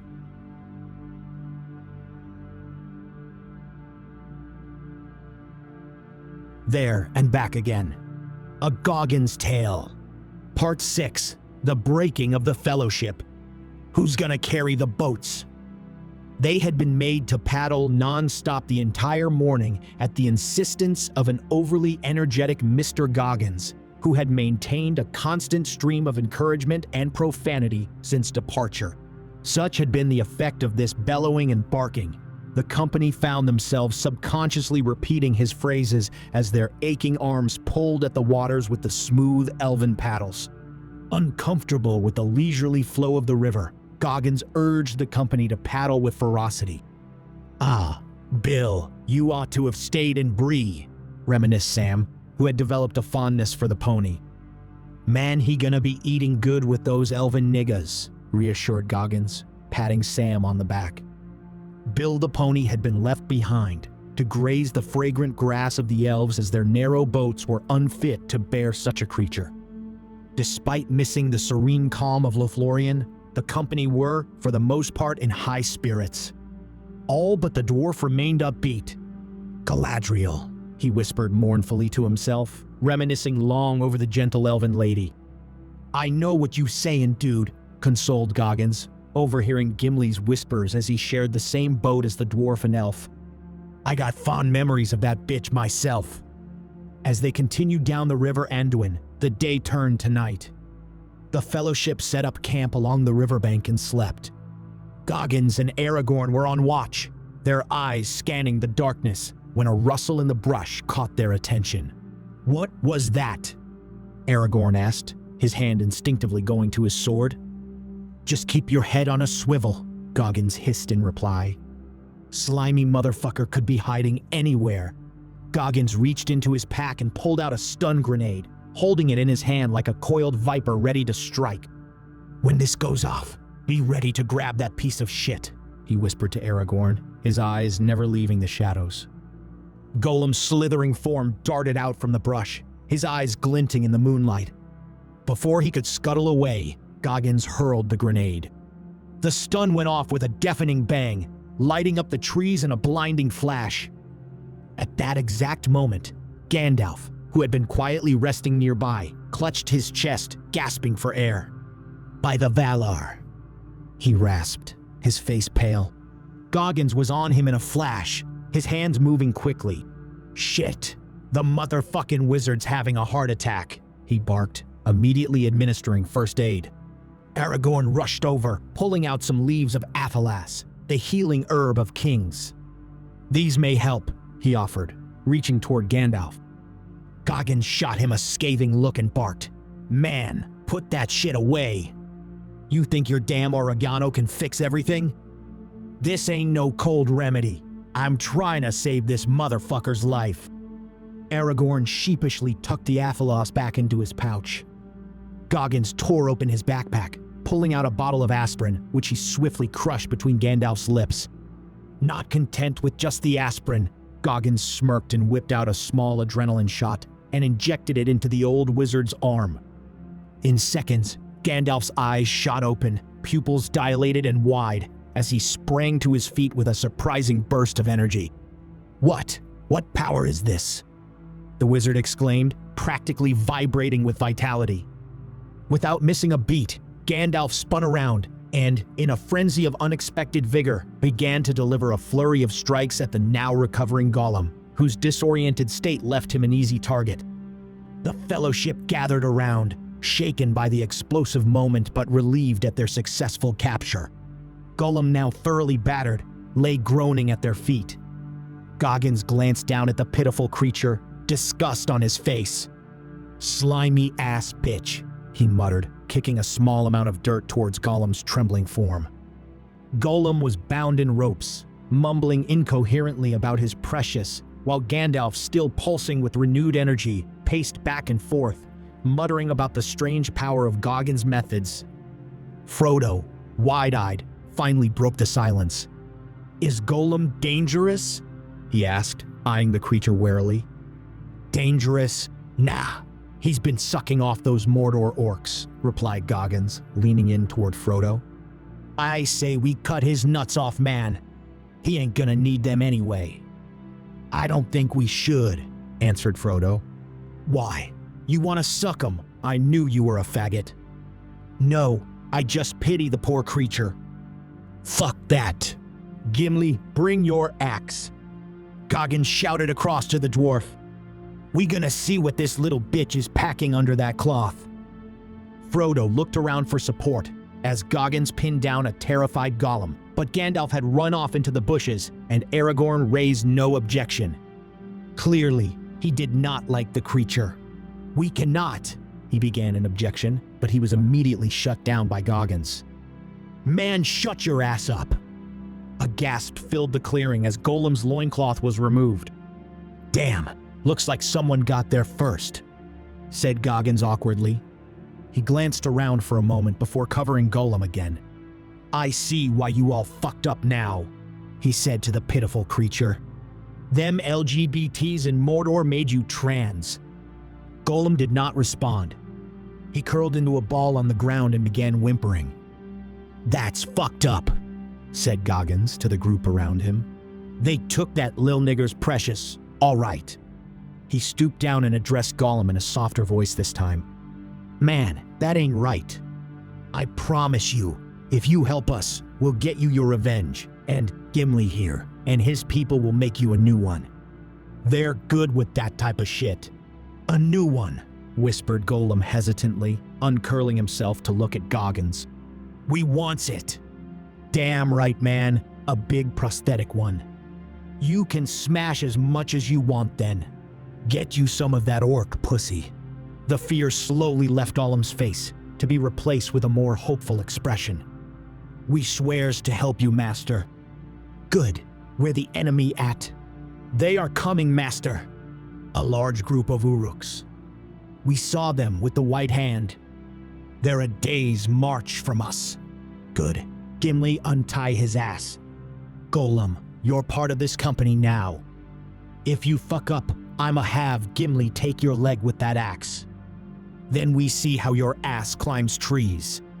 Aragorn again looked in awe at his fellow ranger. Truly, he is more worthy of the kingship than I, he whispered to himself. Goggins then stood to address the company. Right, we got enemy inbound. I say we find higher ground and fortify. Then we must go to Amon Hen. It's half a day from here. We can make our defense there, said Aragorn. But there, we must also decide our direction. Do we head directly to Mordor or make our path via Rohan and Gondor? Any other suggestions? Asked Goggins. We could make directly for Gondor and attempt to outrun the enemy, suggested Boromir. Negative. These lil bitches would get outrun by little kids, responded Goggins, gesturing towards the hobbits. Looks like we're hitting the hilltop then. Get some rest. We head out at 0600 hours. The night's tension slowly dissipated as the Fellowship returned to their resting spots, though none would sleep quite as easily with Gollum now in their midst, resting for the moment by a tree. As dawn broke over the river Anduin, the Fellowship rose early, weary but resolute. Goggins, always the first to rise, stood by the tree where Gollum lay curled up, his watchful eyes scanning the horizon. He clapped his hands loudly, jolting the group awake. All right, rise and grind, bitches. We've got enemy coming in hot, and we ain't waiting around for those slimy fuckers to catch up, Goggins barked. We head for the hills. Move, bitches. Aragorn and Boromir began organizing the company while Goggins stood over Gollum, who uncurled himself and stretched, his eyes wide with a mixture of fear and newfound devotion. You ready to get some payback, lil homie? Goggins asked, looking down at Gollum. Yes, we help. We helps the master, Gollum replied eagerly. Suddenly, a loud crashing noise erupted from behind them. They all whipped around, weapons at the ready, only to see Gandalf stumble out of the trees, branches, and twigs tangled in his hair and beard. His robes were torn, and he looked thoroughly disheveled. He staggered a few more steps, his eyes wide before collapsing face first into the dirt with a heavy thud. Goggins rolled his eyes, though there was a smirk tugging at his lips. Damn wizard must be coming down off that shot of adrenaline. The others rushed to Gandalf's side, while Goggins stood back, hands on his hips, shaking his head. Told you not to go running off like a crackhead. Aragorn knelt beside the wizard, checking his breathing. He's alive, but he's completely exhausted. Gandalf groaned, barely able to lift his head. By the Vala, I feel like I've been trampled by a Mumakil, he rasped, struggling to sit up, but he had no strength left. His limbs were limp, his usual dignified aura replaced by utter weariness. Get him into one of the boats, Aragorn instructed. He can't walk any further, and we still have to reach Amon Hen before the Uruks regroup. Sam and Boromir carefully helped lift Gandalf into one of the narrow elven boats, his body slumping against the side. His usually sharp eyes were now half closed, his energy drained from the unnatural surge of strength that had pushed him beyond his limits. As they prepared to leave, Frodo approached Goggins. "Is he going to be okay?" Frodo asked, concern etched on his face as he glanced at the weary wizard. Goggins waved a dismissive hand. "He'll be fine. He just needs to sleep it off, like a hangover from the hardest damn workout of his life." With Gandalf securely placed in one of the boats, the Fellowship resumed their journey. They paddled upriver toward the hills, the tension in the air still thick as they knew the enemy was close. Gollum, now swimming alongside one of the boats, muttered to himself, casting furtive glances at Frodo's pack, where the ring was hidden. Gandalf lay motionless in the boat, his breathing steady but deep, a few twigs still stuck in his hair. Occasionally, his hand would twitch, and he'd mutter something unintelligible, but otherwise, he was completely out of commission. "I've never seen Gandalf like this," Merry whispered to Pippin as they paddled. "He's usually the one saving us." "Well, after Mr. Goggins saved him with that special medicine, he ran as fast as a horse," Pippin replied. "He'll need to sleep for a week to recover from that." The boats continued to glide silently along the river, the forest on either side growing denser as they neared the hill of Amon Hen. Goggins kept his eyes on the surroundings, ever alert for any sign of the enemy. As they approached the foot of the hill, Goggins called out, "All right, time to stash the boats. We'll fortify the ruins at the top." The company dragged their boats onto the shore and prepared for the steep climb. Gandalf was still out cold, so Goggins lifted him in army fashion and carried the unconscious wizard up the hill. Despite the situation, the sight of Gandalf, the once mighty wizard, now limp and draped over Goggins' back, drew some chuckles from the group. Goggins, ever the motivator, took one last glance at Gandalf before turning to the rest of the Fellowship. Aragorn stooped to the ground, putting his ear to a rock and listened. He rose after a couple minutes. "The earth is disturbed by their accursed feet. There are very many of them, within a league of us. They will be upon us within the hour." "Right, let's fortify this bitch," Goggins announced, taking charge. He pointed to the dwarf and elf. "You two, scout the perimeter.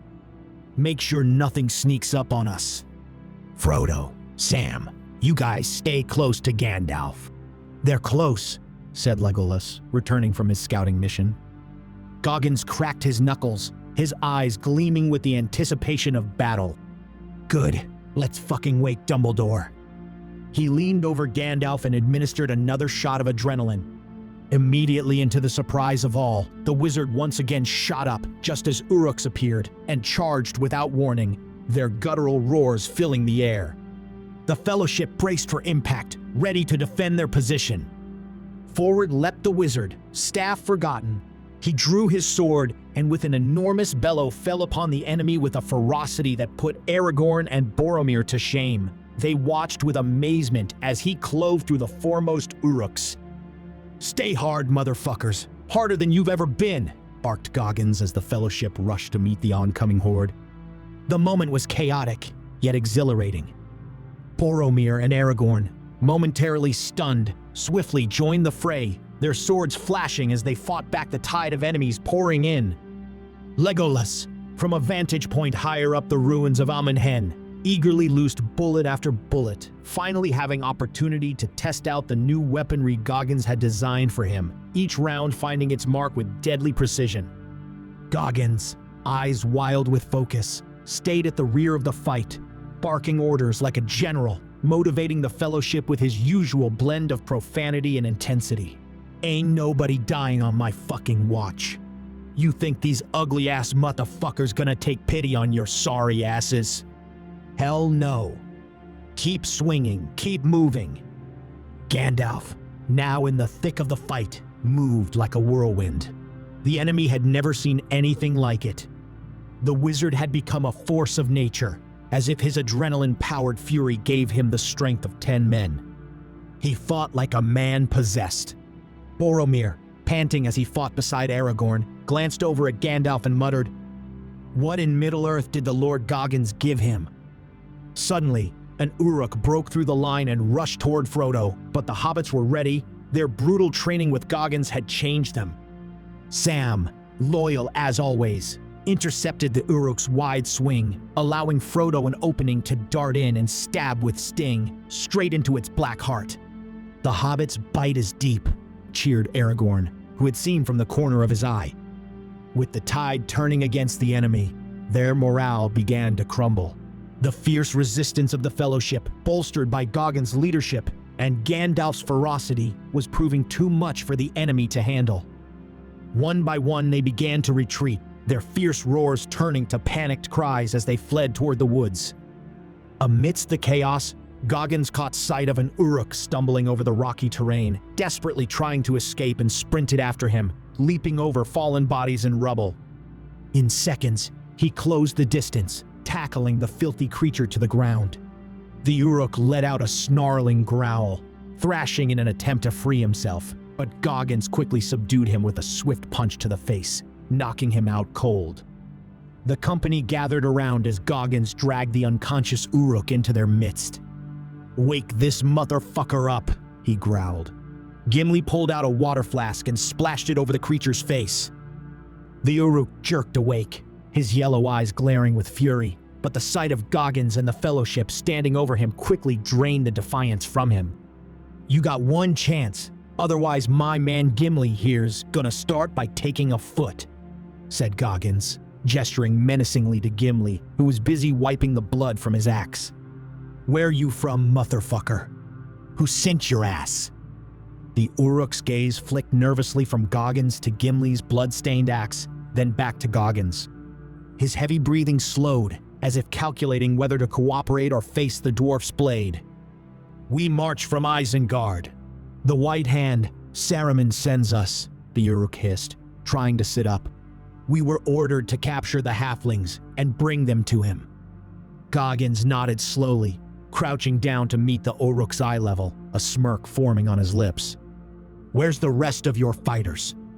The Uruk hesitated before growling, "More come. More follow. The land swarms with us. You won't escape." Goggins glanced over at Aragorn and Legolas, who exchanged worried glances. Then he looked back at the Uruk and let out a low whistle. "Man, I'll fuck your people up. You ain't no Taliban, and we bombed the shit out of them." He stood up. "All right, Gimli. Do your thing." The dwarf grinned wickedly, raising his axe, and with one swift motion, he brought it down, as promised, upon the Uruk's foot. The crunch of bone echoed through the clearing, and the Uruk let out a blood-curdling scream of agony. Gimli grunted with satisfaction, raising his axe again, preparing to put the Uruk out of his misery. As the Uruk writhed on the ground, Gollum, who had been lurking in the shadows, scuttled forward with surprising speed. His eyes gleamed with something darker than his usual. "We hates them, precious. We hates the nasty Orcsies." Before anyone could react, Gollum lunged at the creature with terrifying force, sinking his sharp teeth directly into the creature's groin. The watching company collectively winced, clenching as they turned from the scene, their faces twisting in disgust and pain as the Uruk howled in agony. Boromir winced, muttering under his breath, "What is this madness?" After Gollum had had his fill, the Uruk was left groaning and almost unconscious upon the ground. With a swift and brutal efficiency, Goggins finished the creature off, delivering a fatal blow to its skull with his boot. The lifeless body slumped to the ground. "Mission accomplished. Let's move out," said Goggins. The rest of the Fellowship exchanged uneasy glances. Even after all they had seen, this level of brutality still gave them pause. Frodo looked down at the scene, a shadow of doubt crossing his face. He caught Aragorn's eye, and for a brief moment, the ranger understood the hobbit's concern. "We must decide our course first," said Aragorn. "It is for the ring-bearer to decide," announced Gandalf. Now joining the company, he looked to have returned to his usual calm. "What happened to you, Gandalf?" asked Frodo, full of concern. "A madness took me, but it has passed," he replied, giving Goggins a small nod of gratitude before continuing his address of the group. There are but two choices, taking the ring directly to Mordor or going south through Rohan and Gondor. This decision rests with Frodo. Frodo did not provide an immediate response. He looked deeply troubled. Well, prompted an impatient Goggins. Give me 1 hour to decide. I need space to think. Gandalf nodded, and the little hobbit walked off alone towards the top of the hill. As Frodo walked away toward the peak of Amon Hen, with the weight of the decision bearing down on him, the Fellowship remained behind, watching him go in silence. Man, this ain't no time for motherfuckers to be second-guessing. We ain't fighting fucking ISIS here, shouted Goggins in frustration as he paced back and forth. Aragorn stood with his arms crossed, gazing at the distant horizon. We must respect Frodo's decision. The weight of the ring is his alone to bear. Boromir, still nursing the lingering temptation of the ring's power, kept a close eye on Frodo as he disappeared from view. His thoughts swirled with desire and doubt. He had been so close to seizing the ring before, and even now, the allure tugged at him. But the silence was short-lived. Boromir, unable to contain himself, quietly slipped away from the rest of the group and began following Frodo up the hill. His footsteps were careful, his breath steady as he closed in on the ring-bearer.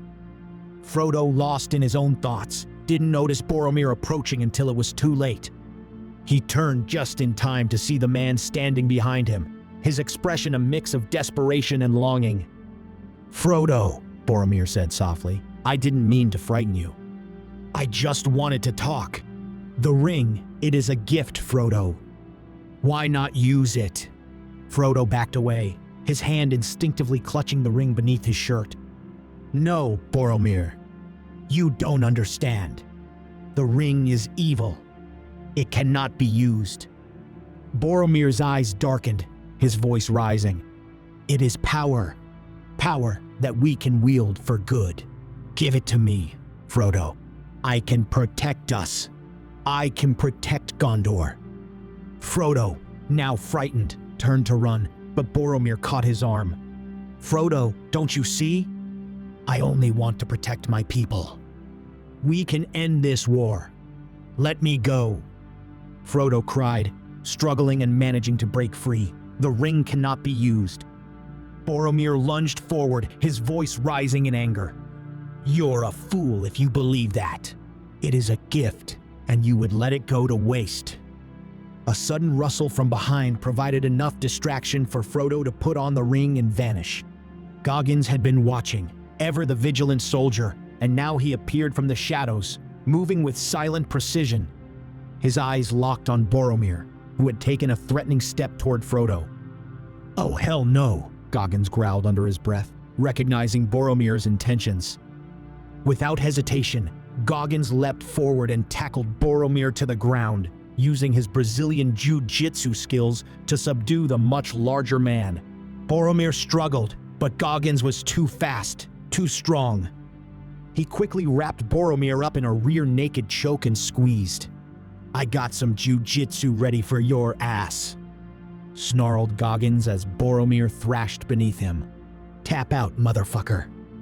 But Boromir, unfamiliar with the concept of tapping out, continued to fight, his face turning red as he gasped for air.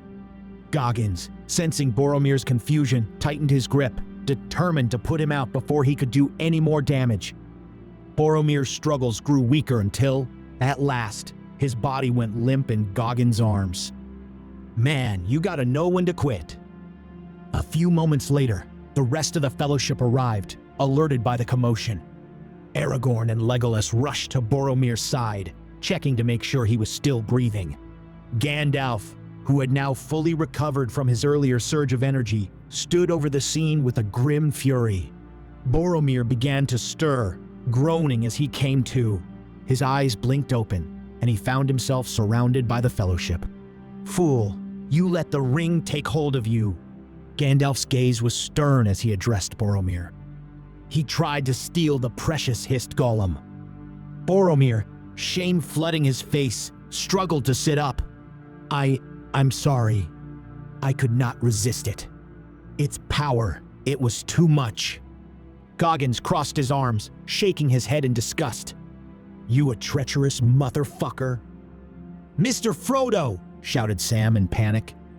Where's Mr. Frodo?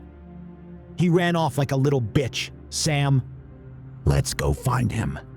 The rest of you, rehabilitate this sneaky fucker. Rendezvous back at the boats in 20 minutes. And with that, Sam and Gollum took off. Meanwhile, Frodo now stood at the edge of the great river, his heart pounding as he thought of his companions. His mind raced. The burden of the ring was too much for anyone else to bear. It had already started to twist the others.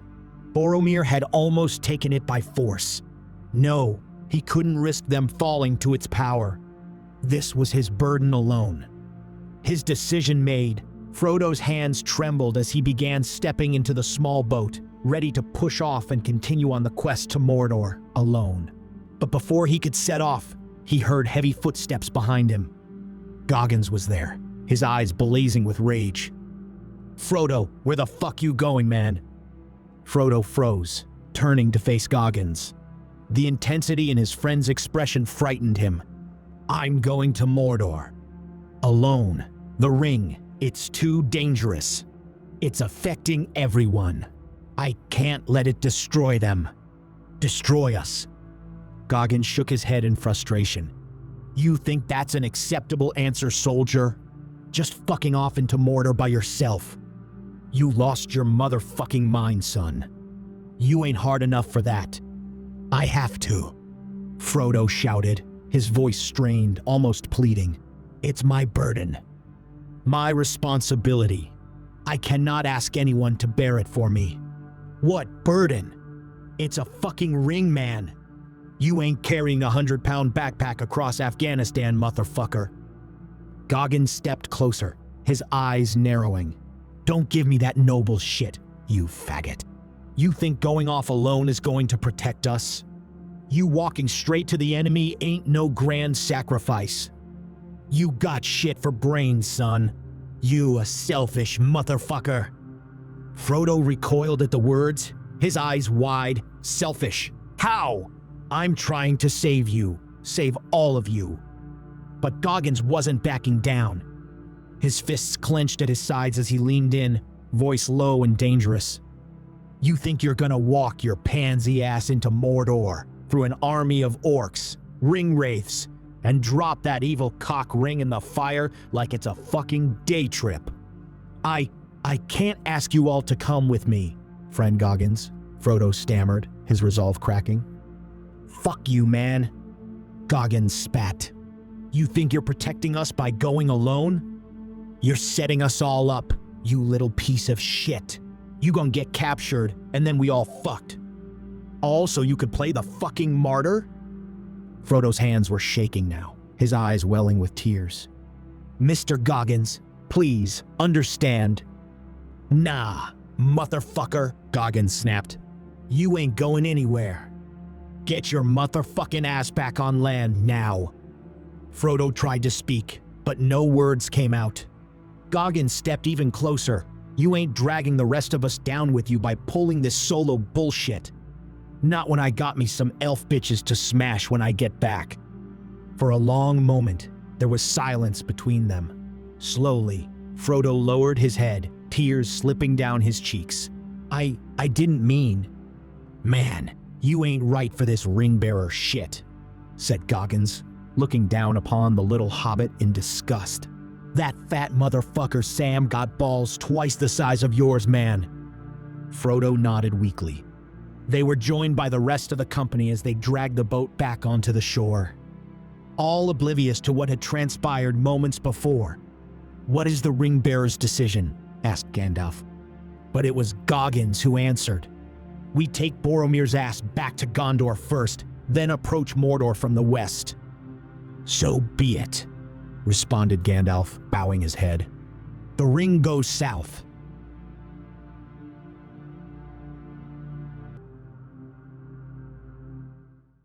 There and back again, A Goggins Tale.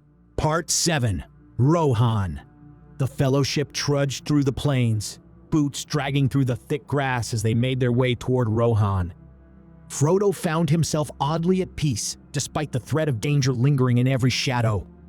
He had much to thank Mr. Goggins for, who in his eyes had saved him twice in a single day. Once from the evil mood that had taken Boromir. Even now, Frodo shuddered thinking what may have transpired had Goggins not been there, and also to save him from a mad Tookish decision to continue alone on the quest to destroy the ring, though he did not know the way. True, he and the other hobbits were now vastly stronger and more capable after the trials and training of Mr. Goggins, yet that would only carry him so far in that horrible land. Sure, he was crude, almost animalistic at times, using words that made the black speech of the orcs seem positively pleasant at times, but he had more than proven himself a dependable ally, a friend, one of them. Frodo stole a glance at Goggins, who was in the middle of another tirade. "All that is gold does not glitter," chuckled Frodo to himself. "No, my friend, you are the darkest gold I've ever seen, but your character does shine all the same. Never in my motherfucking years have I seen such a despicable, treacherous piece of shit like you, Boromir. There's a place full of people like you back in my world. Israel, you'd fit right in with those thieving, lying motherfuckers. Chosen people, my ass." Boromir's cheeks flushed with a mixture of shame and anger, but he kept his head down, not meeting Goggins' fiery gaze. "Trying to snatch the ring from a defenseless fucking child.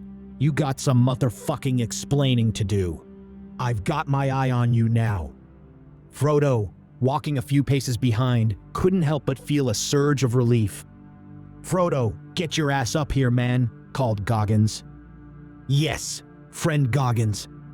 Listen up here, little nigger," he said loudly so that the entire company caught the conversation. "You let me know if P. Diddy here tries to put his finger in your ring again. I'll have Gimli chop all his motherfucking fingers off and his dick too. He ain't gonna have anything to slip that ring onto." Goggins had been right. Frodo had been foolish to think he could handle the journey alone. The ring's influence was too strong, and Goggins' no-nonsense approach was the only thing keeping the Fellowship from falling apart. Frodo's heart warmed a bit, despite the harshness of their surroundings. Goggins, in his own foul-mouthed, relentless way, had protected him. Protected all of them. For that, Frodo was grateful. His body ached, and he was more than ready to rest his weary feet, but he had a renewed sense of purpose with his companions by his side. They were stronger together. It was nearing dusk when they spotted a group of riders approaching in the distance. The horses moved like shadows against the darkening sky, their armor glinting in the fading light. Within minutes, the riders had surrounded them. The tallest amongst them dismounted and stepped forward, his hand on the hilt of his sword. "Who travels in the lands of Rohan without leave of the king?" he demanded. "Who the fuck asks?" replied Goggins, unfazed by the hostility. The rider stiffened, his gaze narrowing. "I am Eomer, 3rd Marshal of the Rittermark, and you, strangers, are on our land." Goggins took a step forward, sizing the Marshal up. "Well, Eomer, you long-haired fuck. The United fucking States, that's who. We go wherever the fuck we please." Frodo felt his stomach twist as the Marshal's hand tightened on his sword, his expression growing stormy. "Do not envy me, bald man. You stand here, your flesh as black as an orc, and dare offer insult in the face of death." He spat as his men pointed their spears ever closer in Goggins' direction. "Motherfucker," began Goggins, raising his pistol, stung by the insult, but Gandalf stepped in between them, holding his hands up in a calming gesture. "Peace, Eomer," said Gandalf, his voice commanding yet gentle.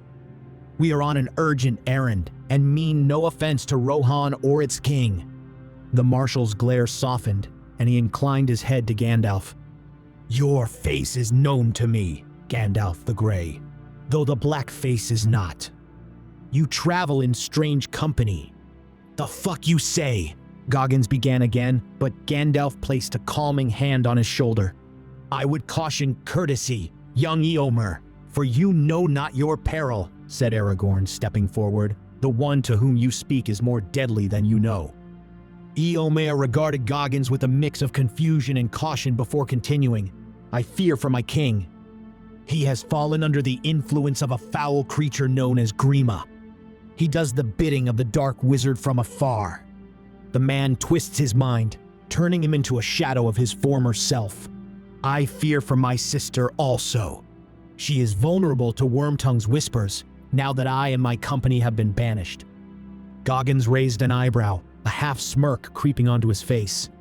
"Shit, does your sister call him that because he's good with his tongue?" he asked. "Sounds like you lost that bitch for good." The marshal's brow furrowed in confusion. "What mean you by this?" "Sure, I know many men like that who have driven women to madness." "You best get back before it's too late," Goggins replied, nodding as if savoring the thought.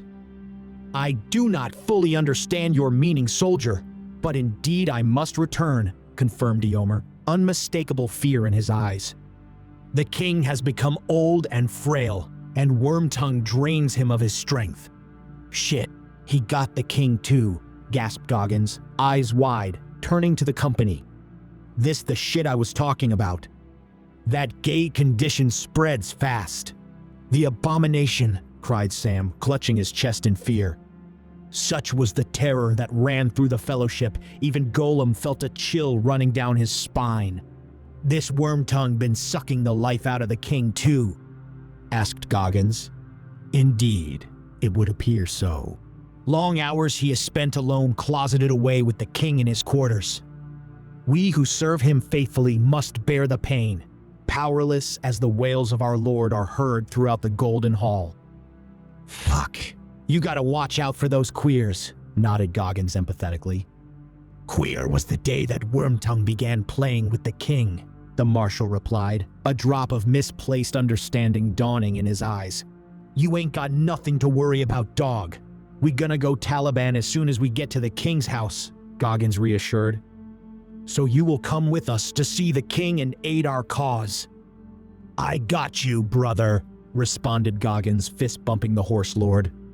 Smiling, Eomer took a step back, looking around at the rest of the company. He noticed to his surprise and joy another face he recognized with the company.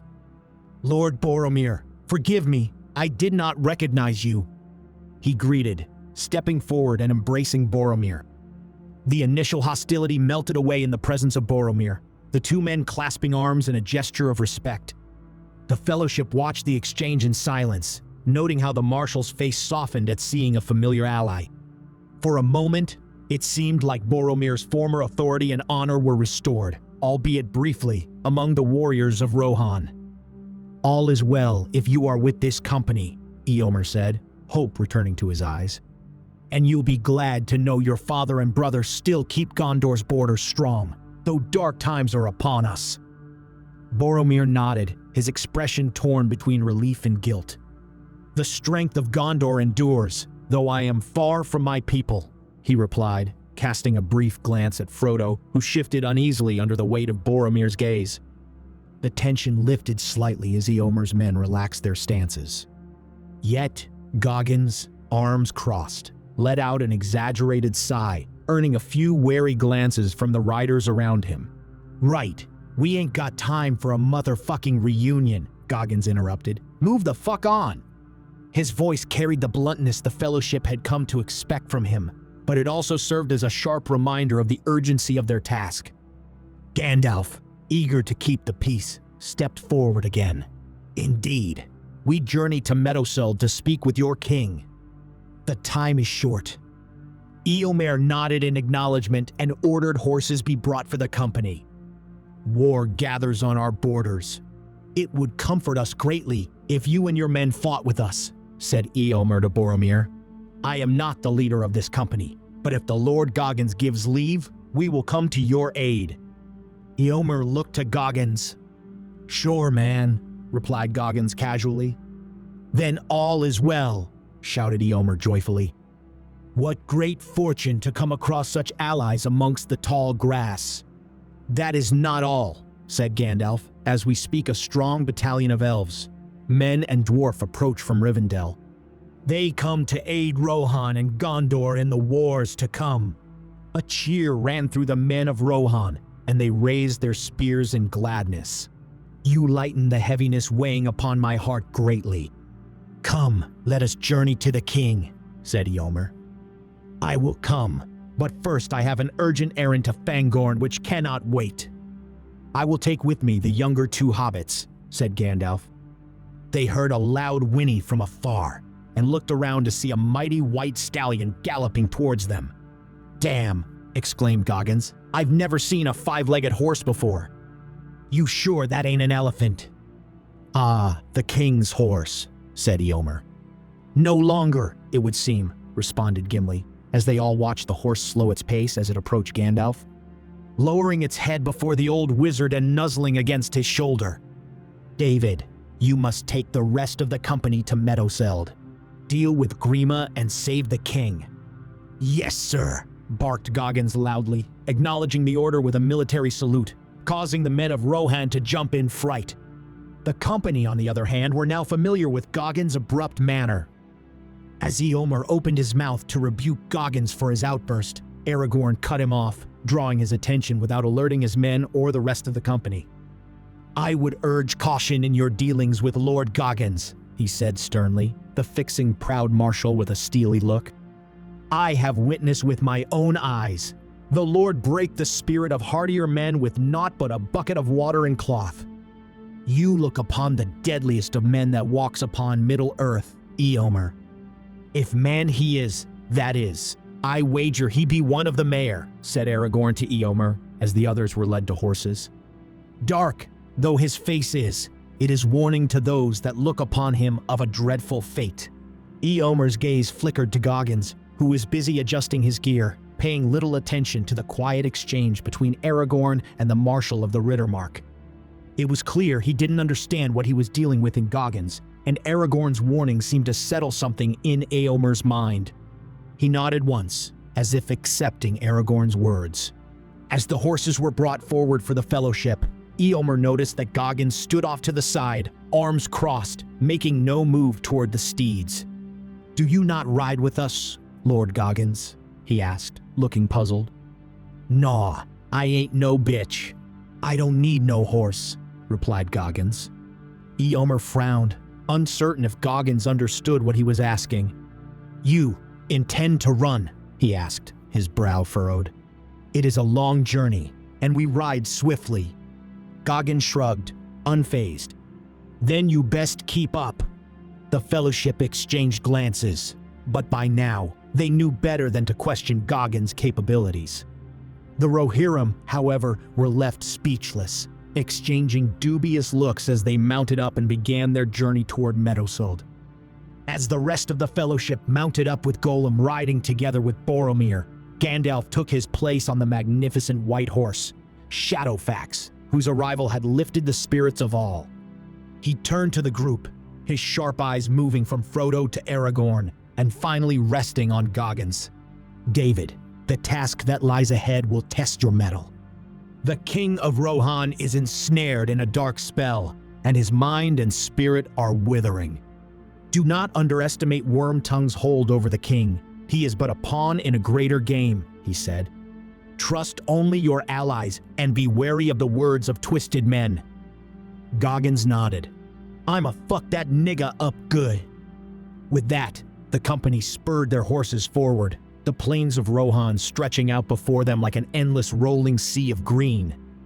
The group rode hard, with the men of Rohan leading them at a swift pace toward Meadowseld, but in awe as they watched the lone figure of Goggins keeping pace with their mighty horses. As they drew nearer, the golden hall of Meadowseld came into view, its thatched roof glinting faintly even in the fading light. The majesty of the golden hall was undeniable, but even from a distance, the land surrounding it seemed subdued, as though a shadow had settled over the realm. The sounds of the village were muted, and the people they passed appeared weary and downtrodden, casting wary glances at the riders and their strange company. Goggins' eye swept the scene with a calculating look, taking in the despair that lingered in every corner. Looks like someone put the fear of God into these little bitches, he muttered to Aragorn, who rode beside him. Their spirits falter under the growing shadow. Aragorn nodded, his gaze steady as they rode through the gates and up the path to the Hall of Meadowseld. The guards at the entrance looked uncertain, but the marshal's presence silenced any questions. They were stopped at the doors of the Golden Hall by Hama the door warden, who demanded all lay down their weapons before entering.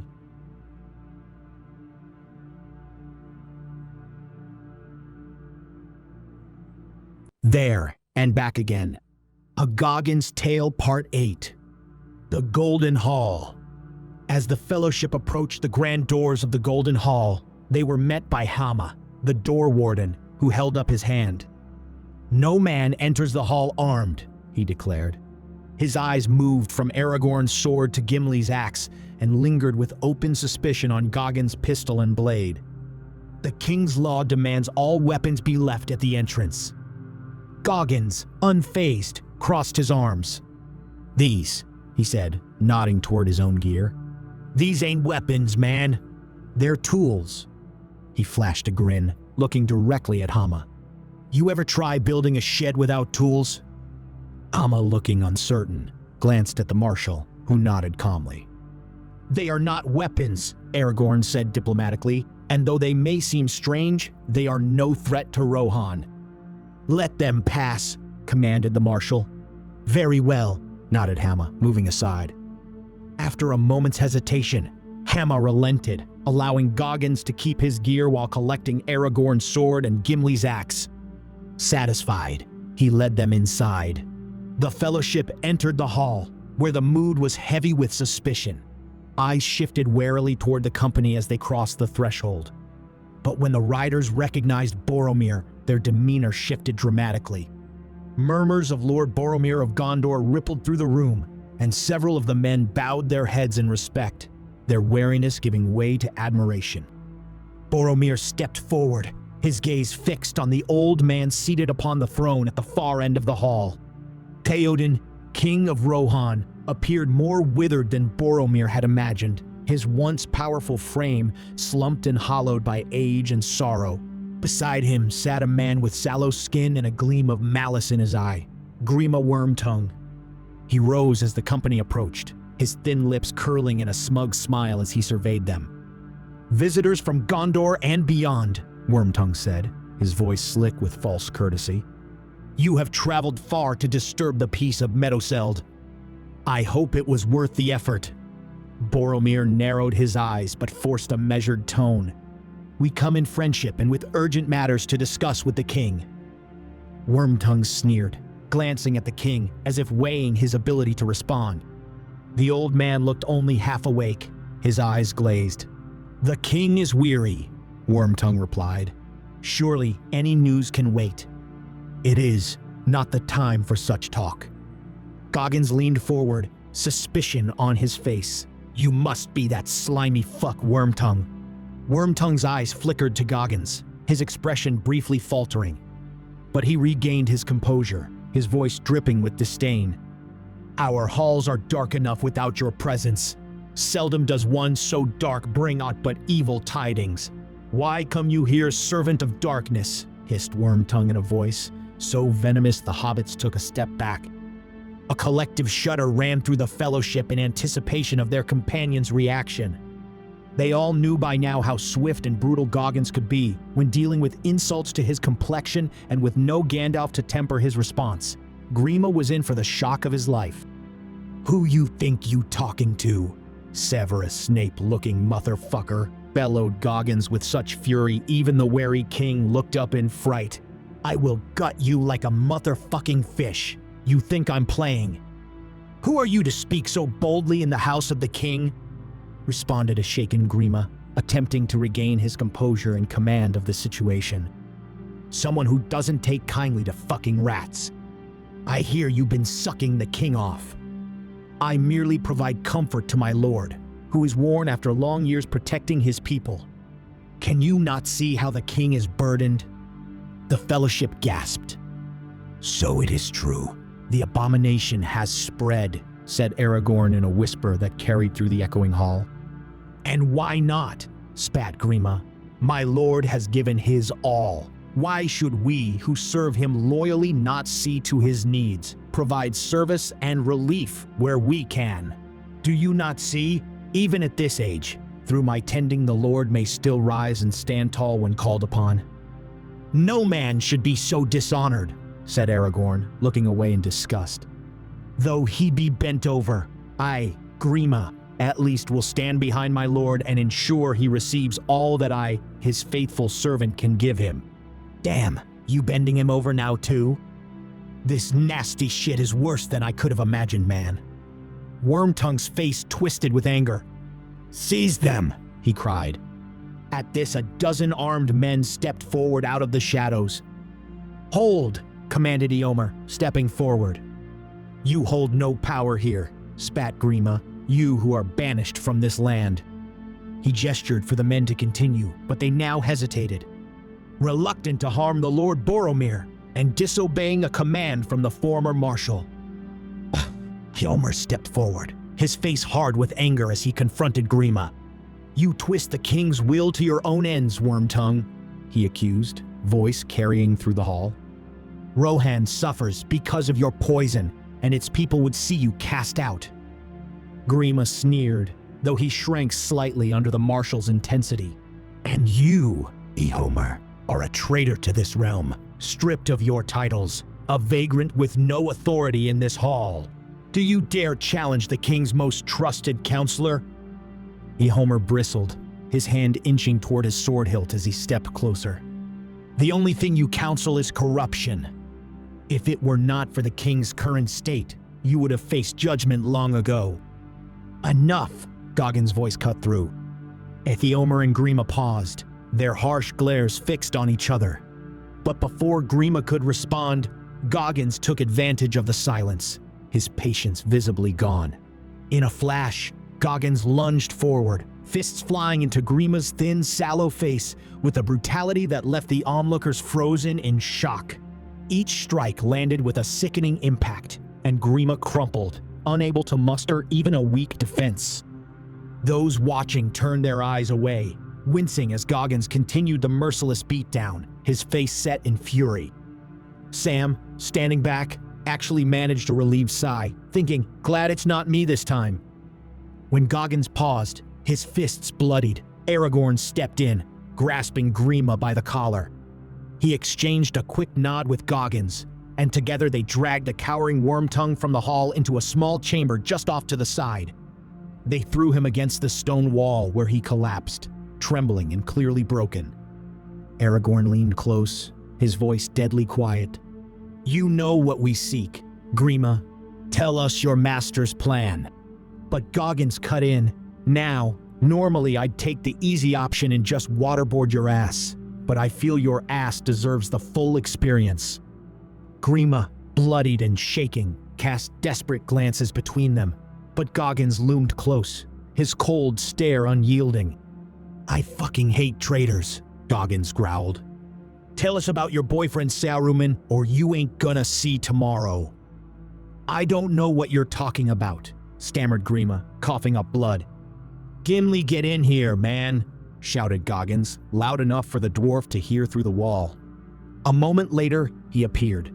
Go get your axe from that little bitch at the door. Yes, my lord, replied Gimli, giving his master a nod of admiration before swiftly following the order. They heard some commotion in the direction of the entrance to the hall, followed by a dull thud, then heavy dwarven footsteps a moment later. The dwarf entered, appearing pleased at being reunited with his prized possession. Goggins turned back to Grima, who lay sprawled on the cold floor. Now you've got a choice. Either you tell me what I want, or my boy Gimli here's gonna take a leg. Grima's eyes shot open in fear. He spoke in a voice barely louder than a whisper, so as not to be overheard.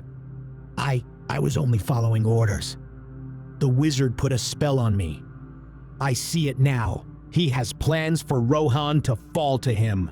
I am loyal to the king. After Grima's stammering confession, Goggins shouted for Frodo and Sam, a mischievous grin spreading across his face. Well, boys, he said, cracking his knuckles, looks like it's your turn to handle the rat. You want a shot at interrogating a prisoner, right? Grima, still hunched and trembling on the floor, chuckled weakly as he eyed the hobbits. "What is this?" he sneered, struggling to stand. "You send children to handle me? I've endured worse than the pitter-patter of small fists. Go back to your toys." Frodo and Sam exchanged a glance. A sudden, dark intensity gleamed in their eyes, a look Aragorn and Gimli had never seen in the two hobbits before. In silent understanding, they stepped forward and began their work. "That's for the disgusting abomination you did to the king. You should never have touched him," roared Sam as he snapped Grima's pinky finger with merciless force, causing the mock smile on Wormtongue's face to vanish. "You little bastards!" Grima yelped, trying to wrench himself free, but Frodo was quick to grab his hair and pull hard, tearing greasy locks out by the root. When Grima tried to swipe at them, Frodo ducked and drove his fist squarely into Grima's face, breaking his nose with a sickening crunch. Aragorn and Gimli, watching nearby, looked on in astonishment. Aragorn shook his head, unable to believe the sheer intensity that had come over the usually gentle hobbits. Even Grima's hissing threats and pleas were met with cold, unwavering stares from Frodo and Sam, who continued snapping his fingers one by one.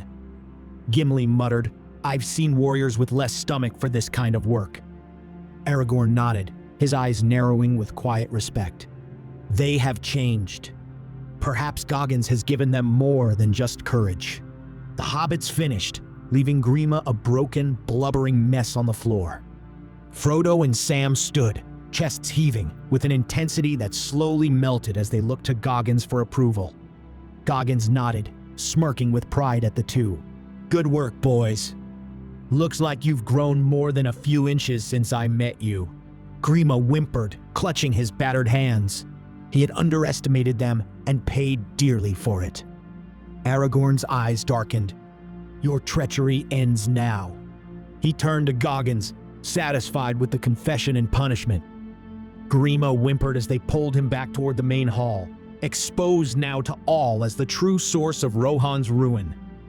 With Grima finally subdued, Aragorn and Goggins handed him over to the marshal, who ordered his men to bind the traitor. Aragorn and Goggins turned their attention to the king, who still sat slumped, his gaze empty and clouded. Goggins leaned close, studying the old king's gaunt face and dull eyes. "He looks like a fucking meth head," he muttered, frowning as he took in the king's appearance. Aragorn sighed, pulling Goggins aside to a quiet corner of the hall. "The king is under Sauron's spell, no doubt. But without Gandalf, how do we expel this shadow from him?" Goggins thought for a moment. "I once saw this movie where this little hoe was possessed by a demon. They had to perform an exorcism to get that motherfucker out." He raised an eyebrow, a plan forming. "We're gonna need a cross and some holy water, man. And you're gonna need to address me as father for this to work." Aragorn gave a resolute nod, his expression serious. "Yes, Father Goggins." "And I'm gonna need some new robes," Goggins added, glancing around the hall before heading toward the village. A short while later, Goggins returned, attired in makeshift robes he'd fashioned to closely resemble a priest's garb. The sight was unexpected, and the men stared in curiosity, some muttering suspiciously and others in confusion as Goggins strode in with newfound piety. "Clear the area, bitches," he commanded, motioning the fellowship and king's men to step back and give him room. Standing before the king, Goggins raised an improvised cross fashioned from two wooden staves. He held a water skin ready to sprinkle its contents. From the back of the room, a fair-haired woman ran forward towards the king. "Owen, no," shouted Eomer. "Stop that little hoe," Goggins gestured to Aragorn, who promptly grabbed the woman, preventing any interference. "Now, that rat may have sucked out your soul, but we here to pull it back in," said Goggins, turning his attention back to the king. "Let's get this demon out of you." He squared his shoulders, taking a deep breath before calling out in his loudest voice, "By the power of God, I compel the spirit of Sauron to get the fuck out of here." The fellowship watched with bated breath. "Aragorn, who stood restraining the struggling woman, whispered, "Father Goggins, is it working?" Goggins did not respond. Focusing on the king, he continued the exorcism. "In the name of God, release this motherfucker immediately." He splashed water across the king's face and crossed himself dramatically. But there was no effect. Disappointed, but still undeterred, Goggins thought for a moment, glancing around shiftily. If this approach was proving less effective than hoped, perhaps he should try an alternative. Reaching into his pocket, he withdrew his contingency plan. A small, sleek device with 2 sharp prongs at the tip. A taser. Goggins grinned, unfazed. Sometimes you gotta shock a motherfucker back to his senses. A crackling arc of electricity leapt between the prongs. With a nod to Aragorn, Goggins jabbed the taser into the king's forehead. The old king's body jolted violently, and for a brief moment, the glazed look in his eyes seemed to fade. But Goggins wasn't done yet. He continued his tasering of the king until a dark shadow arose and left his body. A murmur rippled through the hall, the tension thick as everyone held their breath. Suddenly, the king's gaze snapped back into focus, and he blinked as if seeing the room for the first time. His eyes, clear and sharp, fixed on Goggins with wonder. "Where am I?" King Theoden asked, his voice rasping but regaining strength with each word. He lifted his hands and stared at them as if they were foreign objects. "What has happened to me?" Aragorn stepped forward, bowing respectfully. "Your mind was poisoned by Saruman's influence, my lord. But thanks to Lord Goggins, you are now free of his hold." The lady, who Aragorn had been restraining, broke free of his hold and rushed forward, tears of relief in her eyes. She knelt beside her uncle, grasping his hands. "Uncle, you are restored." The king looked down at her, his face softening. He then raised his head to the hall, his expression now sharp and regal. "It is time for Rohan to awaken as well."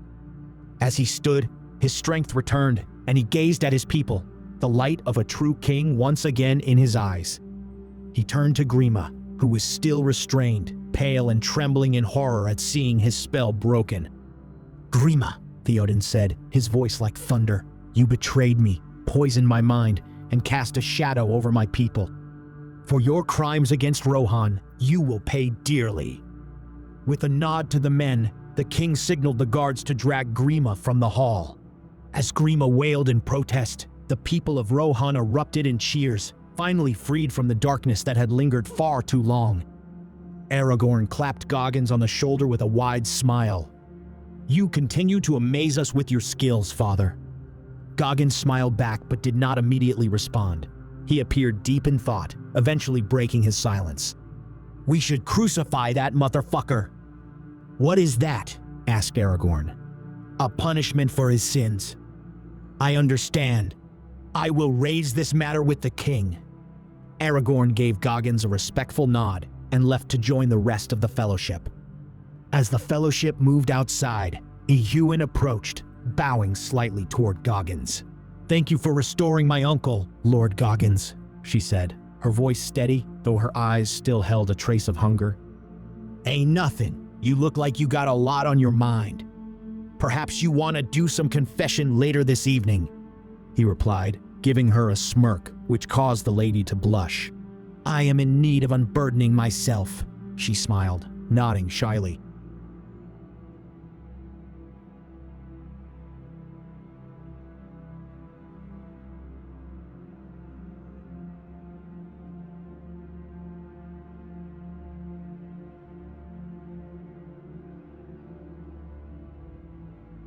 There and back again. A Goggins Tale. Part 9. The Golden Hall. The king sat back in his throne, his gaze steady and clear once again. For a long moment, he took in the fellowship standing before him, his eyes lingering on Goggins, who stood confidently with his arms crossed. "I owe you a debt, Lord Goggins," he said, bowing his head slightly. "You have freed me from a darkness that bound me. I am free again to serve my people. I thank you for your courage. Rohan will not forget this." Goggins nodded. "Ain't nothing, sir." Just doing my job. You had some hangover over man. Aragorn stepped forward, his face etched with concern as he addressed the king. My lord, I wish our relief could last longer, but we face an urgent threat from the west. Sauron is not content with simply weakening you. He is sending an army, tens of thousands strong, to destroy Rohan and its people. It's an assault we cannot withstand here in Edoras. We must seek the defenses of Helm's Deep. Theoden's expression shifted, the weight of his renewed kingship returning heavily on his shoulders. So, it has come to this. He nodded grimly, his gaze drifting to the open doors of Meadowseld, where the sun was beginning to set over the plains of Rohan. Then, we shall ride to Helm's Deep at dawn. My people, my men, they will be ready. Not just your people, my lord, interjected Boromir, stepping forward and placing a hand over his heart. The men of Gondor stand with Rohan, and I will ride with you when the time comes. Theoden's eyes brightened with hope as he looked upon Boromir. Gondor's strength is most welcome. You honor us, son of Gondor. King Theoden, Aragorn continued, Gandalf too has sent word that he will meet us at Helm's Deep. I bring news also of a battalion of elves, dwarves, and men riding to aid us from Rivendell. Together, we will hold Helm's Deep against Sauron's forces. At the mention of Gandalf's name, Theoden's face grew hopeful, yet wary. Gandalf, he muttered. The wizard is ever a beacon in the dark. If he brings more warriors to our side, then perhaps we stand a chance. He turned to Goggins, nodding thoughtfully. And what of you, Lord Goggins? Will you lend your strength to Rohan once more? Goggins glanced around at the fellowship and shrugged, feigning a casual indifference. Fuck, yeah, I got some special toys ready for this one. Plus, I got some unfinished business with Isengard. He gave a grin that made more than one guard take a nervous step back. The king smiled. Very well, Lord Goggins. Negros Moors, I name you, the Black Death to your enemies, and forever a friend to the Mark. Aragorn clapped Goggins on the shoulder. It is well deserved, my lord. We are all together in this. Rohan shall not stand alone. The king rose from his throne, his eyes alive with the desire for battle. Then it is settled. We leave for Helm's Deep before the dawn. Tonight, we rest, for tomorrow we ride against the storm. The king's voice rang through the hall and was met with a loud cheer by all present. As the hall gradually emptied, leaving only the low murmur of guards stationed at the doors, Aragorn stepped closer to the throne and lowered his voice. My lord, there are matters that must be discussed in private. Very well, replied the king, his expression darkening. Follow me. With a slight motion to a nearby guard, Theoden led Aragorn and Goggins through a narrow passageway into a small, dimly lit chamber that served as a private council room. The air here was still and heavy, untouched by the vigor of the day.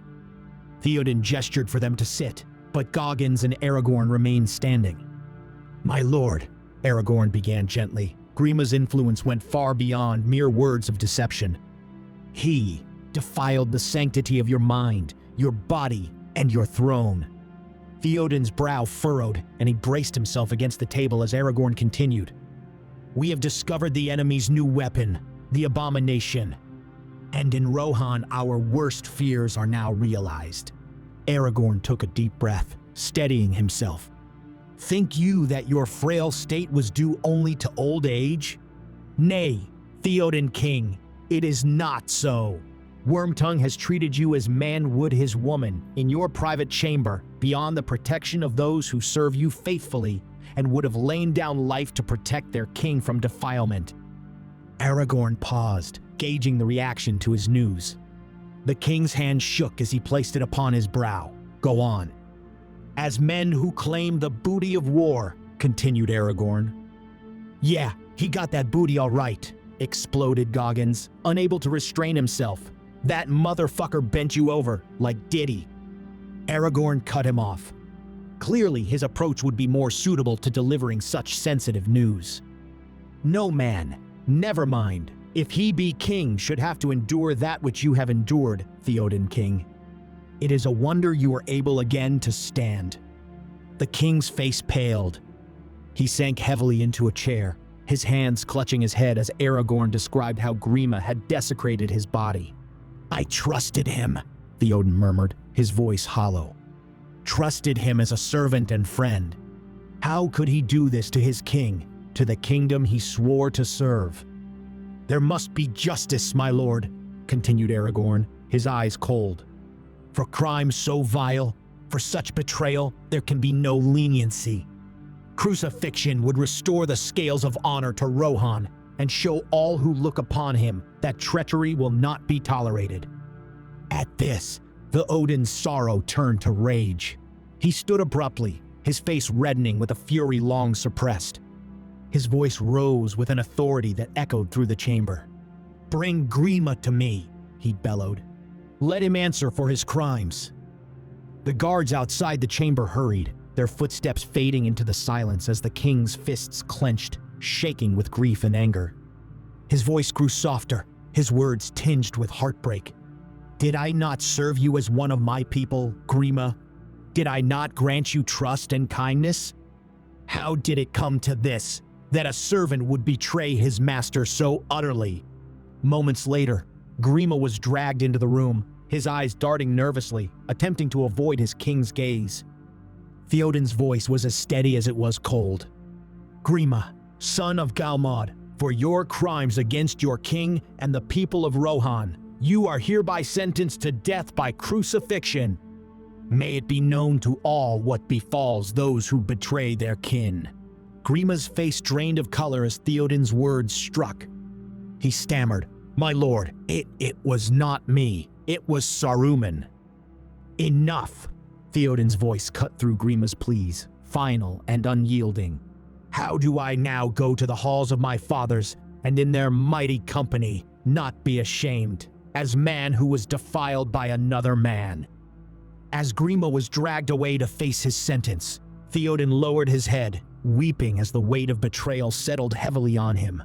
The deed was done, and justice would be served, but a scar remained, one that could never be mended.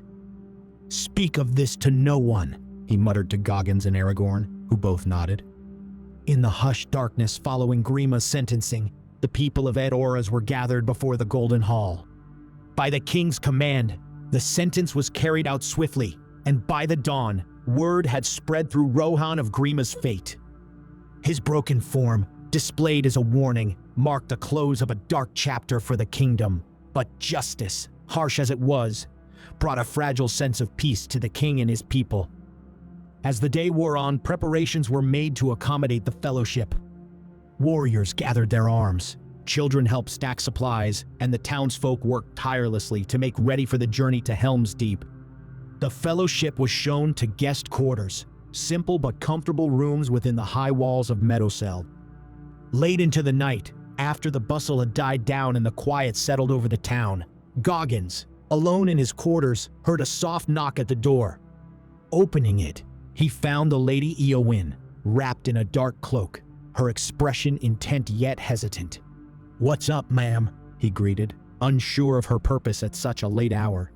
"Lord Goggins," she began, her voice barely above a whisper, "please forgive me. I seek a private word, if you would grant it." "Get that fine ass inside," he said, and stepped back, allowing her inside. She stood in the center of the room, her hands clasped tightly before her. Goggins noticed a faint blush on her cheeks as she began to speak, her voice wavering. "I wish to make a confession." She paused, taking a steadying breath. "I am no longer the innocent maiden I once was. My heart, like Rohan, has long ached with a quiet loneliness." Her eyes held a mixture of shame and defiance. "I have lain with men here and there, seeking solace in secret places and stables, but none has yet satisfied the longing within me." Goggins raised an eyebrow and suppressed a smirk. "Forgive me," she continued. "I had thought perhaps the Lord Aragorn might satisfy this desire within me, but my heart, like my eyes, turns in another direction." She looked directly at him, her gaze fierce. "The men speak of you, saying you are as swift as any horse, that you have strength unlike any they've seen. And in you, I see a fire that none in Rohan can match." Her voice lowered, a soft challenge. "I would put such rumors to the test if you would allow me, Lord. Ride with me, if only for tonight, and prove to me if their tales are true or false. I don't think you can handle what I got. This one bitch couldn't walk for a week after. I am a shield maiden of Rohan. I do not fear death," she shot back defiantly. "Then what do you fear? Being trapped in a cage, forced to endure old age till I am no longer able to ride again." For a long moment, silence stretched between them. "After this ride, you ain't gonna be riding again for a while," said Goggins with a smirk. "The folk of Rohan would forever say the spirit removed that day from their king, returned that night to fill the town with its wails, keeping even the animals awake and foreboding of a great battle to come. How the wind howls." There and back again. A Goggins Tale, Part 10, To Helms Deep. As dawn broke over the ridges of Edoras, a horn sounded, low and mournful, echoing across the plains. Goggins rose with a weary sigh, his muscles aching, but his spirit as undiminished as ever. "This bitch hard as nails," he thought, recalling the night with the Lady of Rohan. She'd met him with a fierceness he hadn't expected. Nonetheless, she still winced as she walked, having overestimated her prowess. "My lord," she bowed slightly, smiling as she hobbled from his quarters. Outside, the gathering for departure to Helm's Deep had begun. Theoden's people, the women, children, and elderly, were all ushered into the caravan, their faces full of fear and uncertainty. The ride was slow. The caravan wound through the hills, moving cautiously toward the ancient stronghold. By midday, the caravan halted for a short break. Goggins sat heavily on a patch of grass, pulling out a small flask to sip from. He looked up to see the lady approaching, holding a bowl of stew she'd made. "Lord Goggins," she said softly, offering it to him with a shy, hopeful smile. He took the bowl with a raised eyebrow, sniffing at it cautiously. One taste, and he grimaced. "The fuck did you do to this fish? This shit's nasty as fuck," he barked. The bitterness of the stew was like nothing he'd had before. "The orc food I tried tasted better than this shit." Eowyn's face fell, her cheeks flushing. "I am sorry, my lord," she murmured, looking away. Across the camp, Eomar overheard and frowned, casting a reproachful look at Goggins.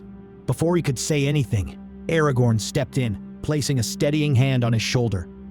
"The words of Lord Goggins may appear harsh, but there is wisdom in them," Aragorn said, in a calming voice. "Would you congratulate a child for walking upon the wrong path, Lord? Nay, for how else will the child learn?"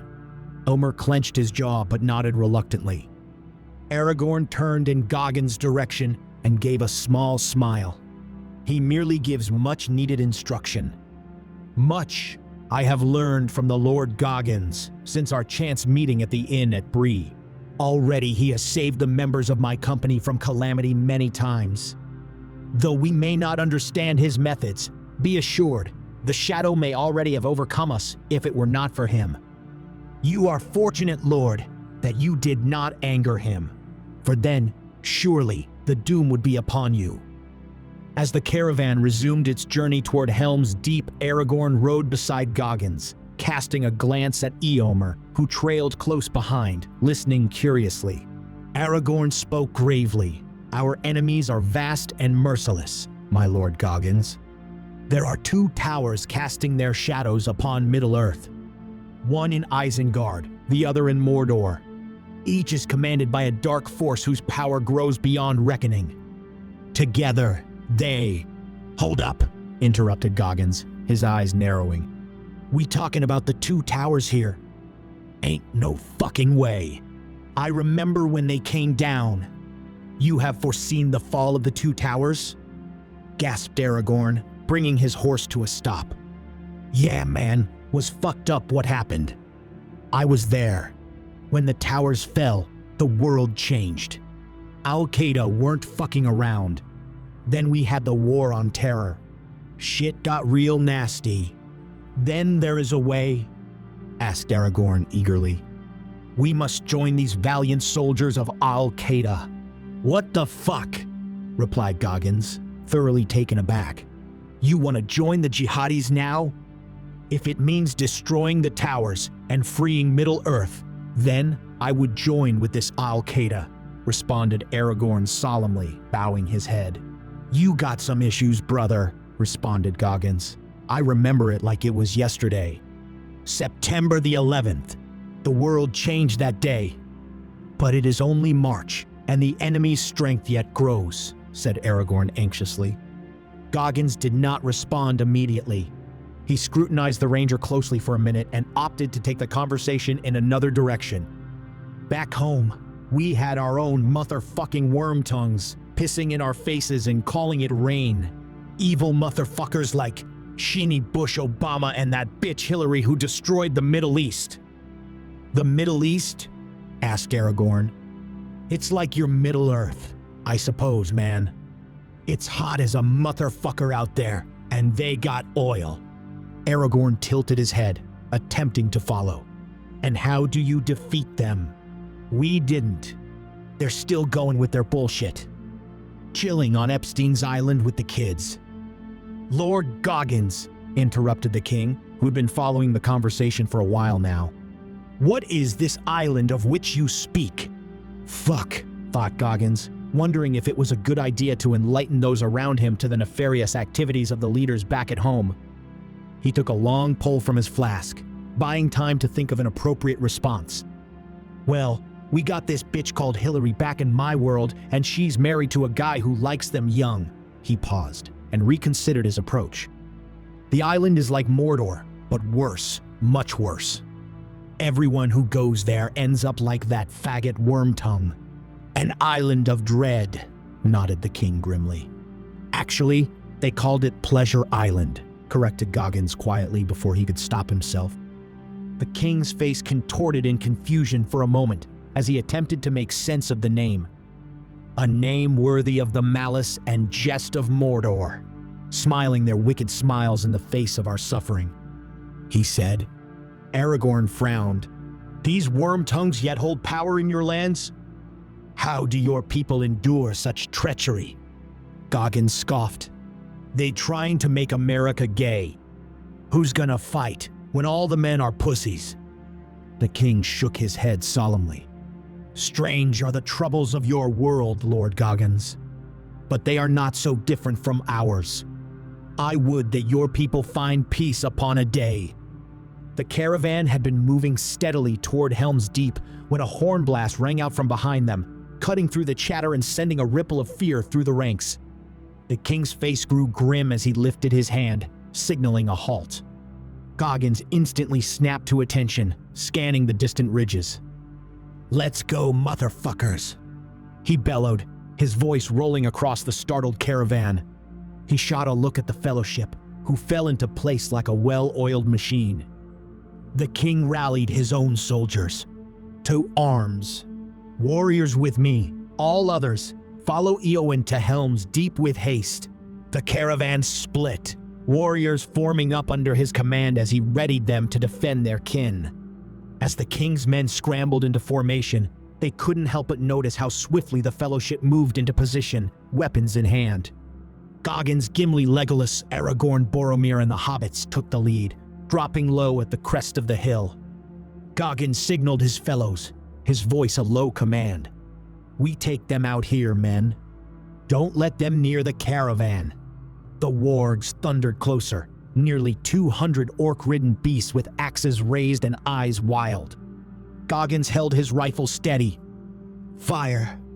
He Legolas, and the hobbits opened fire, the sharp cracks of rifles and pistols cutting through the air.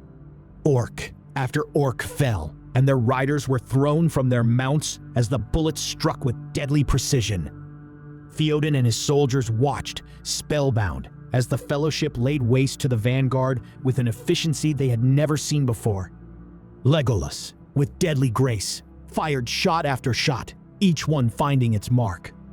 Even the hobbits, usually gentle-natured, fired their pistols with gritted teeth, taking down their share of orcs. The wargs buckled under the relentless assault, their charge faltering as the front lines dropped to the earth, lifeless. The king stood in awe, his soldiers murmuring in amazement. No one had seen anything like this. Goggins turned back to Theoden and the men of Rohan.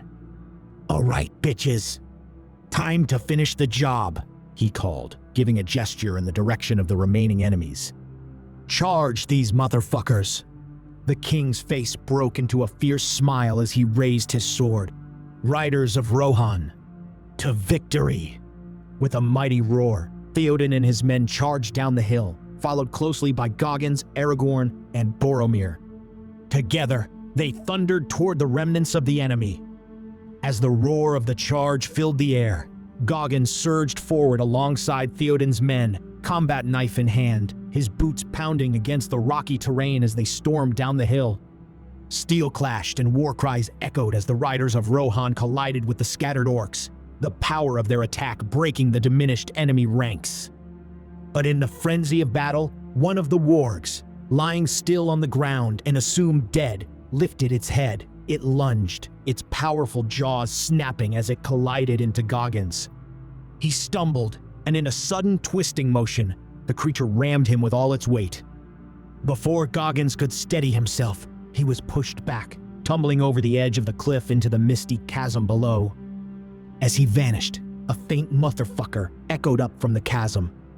The Fellowship, locked in the heat of combat, could only watch in horror as their leader disappeared into the abyss. Aragorn shouted, his voice strained with shock, but there was no time to react. The oncoming orcs pressed closer, forcing them back into the fray. One by one, the Fellowship fought their way to the top of the hill, standing breathless and bloodied, the realization settling heavy over them.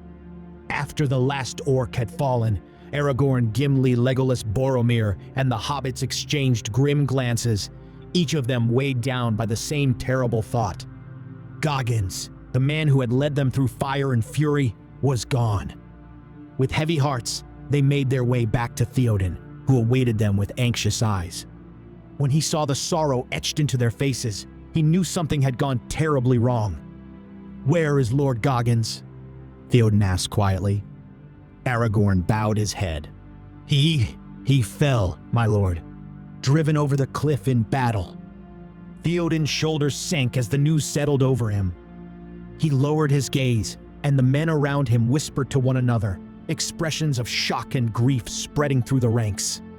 Though Goggins' ways were strange to them, his strength and unwavering courage had left a deep impression.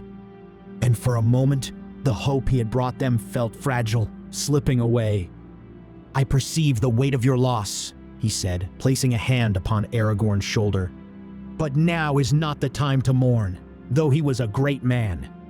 I must look to the defense of my people." Theoden's gaze drifted down to a small shining object on the ground, and he bent over to pick it up. "I marvel at your weapons, my lord Aragorn," he said, examining the brass bullet casing he had picked up. "These are not of mortal design, King Theoden," responded Aragorn, still weeping at the loss of Lord Goggins. "Hope once again returns with this victory. Would that we had an army of you. As I said in the Golden Hall, a heavily armed battalion of elves, dwarves, and men ride to your aid in Helm's Deep. With their reinforcement, Helm's Deep will be sufficiently manned for a strong defense," reissued Aragorn. "We must go, my lord. There will be more of them if we tarry here long," said one of the king's men at his side. The king nodded, mounting his horse and gesturing to Aragorn with a kind smile to follow. Aragorn looked around at the members of the Fellowship who remained distraught. Gimli and the hobbits wept openly, overwhelmed by grief. "I will miss you, friend Goggins," whispered Frodo. Sam looked down at his ripped arms and bulging biceps in sorrow. "No one's ever cared for us like him." And he wept as Boromir carried him and placed him and Frodo atop a horse. As the weary caravan crested the final hill, Helm's Deep rose before them, nestled in the shadow of the towering cliffs. The men of Rohan rode ahead, their voices lifting in shouts of triumph. Despite the haunting loss of Lord Goggins, there was relief among the people. They had survived without losing a single warrior, a feat beyond their wildest hopes. At the fortress gate, the lady awaited them, her eyes scanning the approaching line of horses and warriors. She searched each face, her gaze slipping past Theoden, Aragorn, Legolas, and even the hobbits, looking for the tall, dark figure of Lord Goggins. As the last of the men rode in, her heart clenched. She turned desperately to Gimli, who dismounted heavily, clutching his axe and wiping away stray tears. "Where is the Lord Goggins?" she asked, her voice trembling. Gimli's shoulders sagged as he looked at her, eyes red-rimmed. "He fell, my lady." For a moment, the lady stood frozen, her face draining of color. Then she let out a sharp wail, a sound of pure anguish that echoed off the walls of Helms Deep. Her grief was raw, unrestrained, as she sank to her knees, overcome. Around her, the people of Rohan turned their heads. Aragorn placed a steady hand on her shoulder, his own face lined with sorrow. "My lady, his sacrifice was not in vain. He has shown us the way. If we can but hold out till September 11th.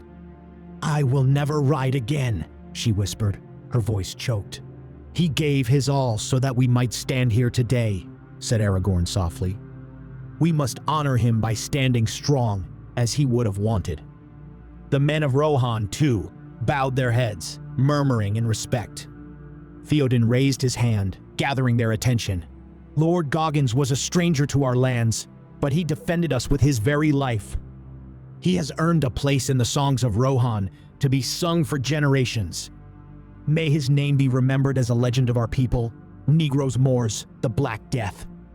"The Black Death," the men chanted. The king then held up his hand, commanding silence. "But now is not the time to mourn.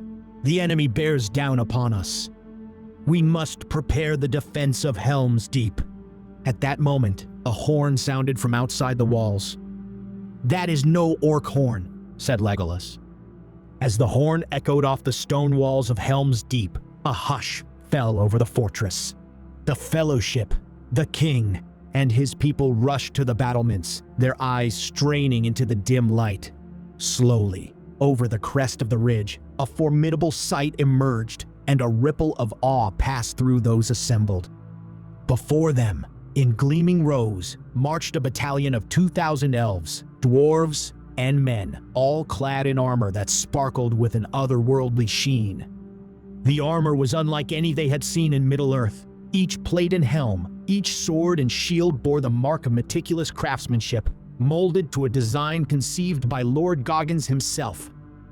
The dwarves had forged each piece in fires stoked hotter and longer than tradition allowed, creating armor that looked like something out of legend, layered and impenetrable, reflecting sunlight like polished stone. Helmets bore angular edges, glistening even in the dim light, and with symbols etched in gold, powerful dwarven runes mixed with elven sigils of protection and strength. The soldiers moved as one, a living tide, an unbreakable army. The elves held long, slender rifles in place of bows. Dwarves wielded axes that glinted with newly sharpened edges, hefting them as if they were weightless. And men, now bolstered with superior arms, carried swords and spears. Theoden's face broke into a grin of relief, a hope rekindled that had seemed extinguished mere moments before. He turned to Aragorn, awe etched across his face. "These are the forces you promised?" he asked, his voice filled with wonder. "And they come so well armed, like the heroes of old." Aragorn nodded, pride and grief mingling in his gaze as he looked out over the battalion. "Lord Goggins foresaw our need, my lord. He spared no effort, no wisdom, to equip us for what lies ahead. Each soldier was trained by the Lord and is mightier than any elf, dwarf, or man." A quiet murmur spread along the walls of Helm's Deep. Soldiers who had been ready to face the end only moments before now straightened, their weariness momentarily forgotten. Gimli looked on with pride, running a hand over the grip of his axe. Legolas watched the elven contingent, his heart swelling at the sight of his kin. "Would that Lord Goggins were here to see this," Aragorn murmured, his gaze fixed on the battalion, their weapons raised in salute to the defenders on the walls.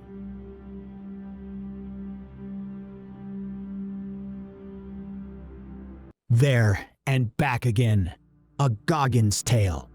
Part 11. Helms Deep. The king rejoiced at the arrival of Goggins' specially trained battalion. Though the man himself had perished after his fall from the cliff earlier that day, his soldiers brought new hope to the fearful people of Rohan. "Hope returns to us," he roared, and his people cheered. "Open the gate." "My lord," came a cry from behind them. A rider approached and dismounted before the king. He bowed before speaking. "My lord, I bring word of the enemy. I was sent to scout their movements across the lands." "Speak. What news do you bring?" "All Isengard is emptied. There are many tens of thousands, larger and more fell-looking than any orc. At their pace, they will arrive this night." The king's eyes widened in fear, losing the light of hope that had shone in them only moments before. "Tens of thousands, you say?" he asked, his voice faltering. He rubbed his brow with a trembling hand. Aragorn stepped forward. "Do not despair, my lord. For, had the Lord Eomer and his men not returned to serve their king and people, following the prompting of Lord Goggins, then Rohan would now surely be doomed." He gave the king an encouraging smile. "Know also, king, that the warriors of Lord Goggins' battalion are like no other. Even in the most grueling of battles, they neither tire nor falter." "You speak truly, Lord Aragorn," replied Theoden, recomposing himself. He turned back to give instructions. "The warriors of Lord Goggins will be held in reserve behind the wall. Though they have lost their commander, I trust they will deliver a mighty blow to the enemy if the wall is breached." Just then, there came another cry from the wall. "A rider approaches." The king and his men hurried to the battlements, peering into the distance, but they could make out no more than a tiny speck against the horizon. "Legolas, what do your elf eyes see?" asked Aragorn. Legolas squinted, his keen sight straining in the gathering darkness. "I cannot make out anything more in this darkness," he replied, his tone troubled. "Come, my lord," Theoden interrupted. "There is much to set in order before night descends. My men will see to this newcomer." With a final glance beyond the wall, they turned and followed the king back to the hall, where preparations were well underway. Inside the hall, two long tables stretched down the center, their surfaces cluttered with maps, weapons, and half-eaten plates of food. Captains and officers clustered around a large map of the fortress and the Hornburg, their faces grave as they discussed strategy. The air was thick with the smells of leather and sweat, the sound of murmured voices blending with the occasional clink of steel. The officers parted, making space for the king as he approached. He leaned over the map, tracing the fortress's defenses with his finger. In one corner of the hall sat Gollum, wearing a helmet that had been given to him along with chainmail and a short sword by Gimli, who had searched the armories. He fiddled with the helmet, muttering to himself. His pale eyes darted around the bustling hall, and then, as if addressing the shadows, he began to whisper. "The master is gone. Smeagol is free again to take back his precious," he hissed softly. But then, as though another voice emerged from within, he responded in a timid, fearful tone. But master took care of Smeagol," he stammered, curling into himself as if trying to shrink from the weight of his own words. His fingers tightened around the helmet as the darker voice returned, louder and more insistent. "We must take back the precious. We are free now. No more waiting. We will be the master now." Gollum's face twisted in anguish as he answered himself, almost pleading. "But the master is gone. He's gone. He was kind to Smeagol. He trusted us. Master said Smeagol could be brave and good." For a moment, the small, frail figure rocked in silence. The voices in his mind stilled, and his gaze lifted. Around him, Warriors moved unaware of the conflict waging within the little creature. For the first time, Gollum felt something foreign stir within his chest. Something deeper than fear or hunger. He had felt it before, briefly, in the company of the Fellowship, and again under Goggins' stern but steady guidance. For the first time in his wretched life, he had felt like he was part of something larger than himself. He had been included, appreciated. "They gave Smeagol armor," he muttered, his voice trembling with a mix of wonder and doubt. "A sword and a place in their hall. They said Smeagol could fight, could help." The darker voice, always lurking, hissed back, quieter now, but still venomous. "Fools, all of them. They'll leave you, hurt you. Always they hurt poor Smeagol." "No," Gollum snapped, his voice rising unexpectedly. A few heads turned briefly in his direction, but most quickly dismissed the strange little creature. He huddled lower, whispering fiercely to himself. "No, not this time. Smeagol won't run away. Smeagol won't hide." He tightened his grip on the sword by his side. It was heavy, almost too much for his thin frame. Master said Smeagol could be good. Master trusted Smeagol. And Smeagol won't betray the Master. For a moment, there was silence in his mind. No voices, no whispers. Gollum stood, his small frame dwarfed by the chaos of the hall. He adjusted his helmet, even as it slipped down to cover his eyes, and straightened his back as much as his stooped figure allowed. "Smeagol fights now," he murmured, clutching the hilt of the sword with both hands. "For the Master. For the precious." A subtle shift had taken root within the creature. It was small, but it was there, a flicker of courage, a sliver of loyalty to something beyond himself. Gollum approached the rest of the Fellowship huddled together at one of the tables. "Come sit here, Smeagol," invited Frodo kindly, scooting over to make space at the table. He placed a gentle hand on the empty bench, his kind eyes meeting Gollum's hesitant gaze. For a moment, Gollum wavered, his thin frame trembling with uncertainty. His fingers twitched against the table's edge before he climbed up onto the bench, his helmet slipping forward and obscuring his face. Frodo reached out instinctively, righting the oversized piece of armor with a smile. "You've traveled far, Smeagol. Rest a while," Frodo said softly. Gollum nodded, his wiry hands clinging tightly to the hilt of his sword. Sam, seated across from Frodo, eyed Gollum warily but held his tongue. Frodo leaned forward. "Tell me, Smeagol, before all of this, before the ring, what was your life like?" Gollum froze, his pale eyes wide and unblinking. For a moment, the table fell silent, save for the distant sounds of hurried footsteps and clinking armor in the hall. Finally, Gollum lowered his gaze. Smeagol was. He hesitated, his voice low and unsteady. Smeagol was happy. Yes, happy Smeagol. We lived by the river with our people. Fishing, we did, catching the slimy, wriggling fish in our nets.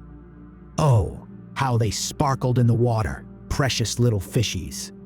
His tone softened, almost wistful. Smeagol had a friend too, Deagol. We fished together until... The wistful light in his eyes dimmed, replaced by a shadow of guilt. Until the precious came to us. Took everything away. Made Smeagol forget the sun, forget the river. He shook his head violently, his hands clawing at his temple. No, don't speak of it. Don't make us remember. Frodo placed a reassuring hand on Gollum's shoulder. You don't have to, Smeagol. Not if it hurts too much. Gollum stilled at the touch, his breathing ragged. Then, almost in a whisper, he said, "They hurt us too. The filthy orcs." His voice cracked, his body curling inward as though shielding himself from an unseen blow. Frodo's brow furrowed. What happened, Smeagol? They took us, Gollum hissed, his fingers digging into the wooden table. Chained us up in the dark and did things to us. His voice wavered, growing softer. But they didn't stop. No, never stopped. They hurt us, stretched us, made us bleed with their big black orc. That's enough, Mr. Frodo. Can't you see? Sam's face turned ashen. Let him speak, Frodo said, his voice firm but gentle. Gollum's eyes darted to Sam, then back to Frodo. They broke us, he whispered, his voice trembling. Made Smeagol scream. Made Smeagol bleed. We couldn't walk anymore. Couldn't stand. So we crawled, and they'd come from behind Smeagol, and then... He clutched at his throat, his voice barely audible. They took the precious from us, cut it from us, and threw it into the fire. Frodo's face was pale, his lips parted as if searching for words. I'm so sorry, Smeagol, he said finally. Smeagol doesn't want sorry, Gollum snapped, though his voice lacked its usual venom. Smeagol wants... He hesitated, his gaze lowering to the table. Master Goggins said, he promised, the dwarves would make us a new one. A new precious. Yes, that's why Smeagol fights now. For Master Goggins.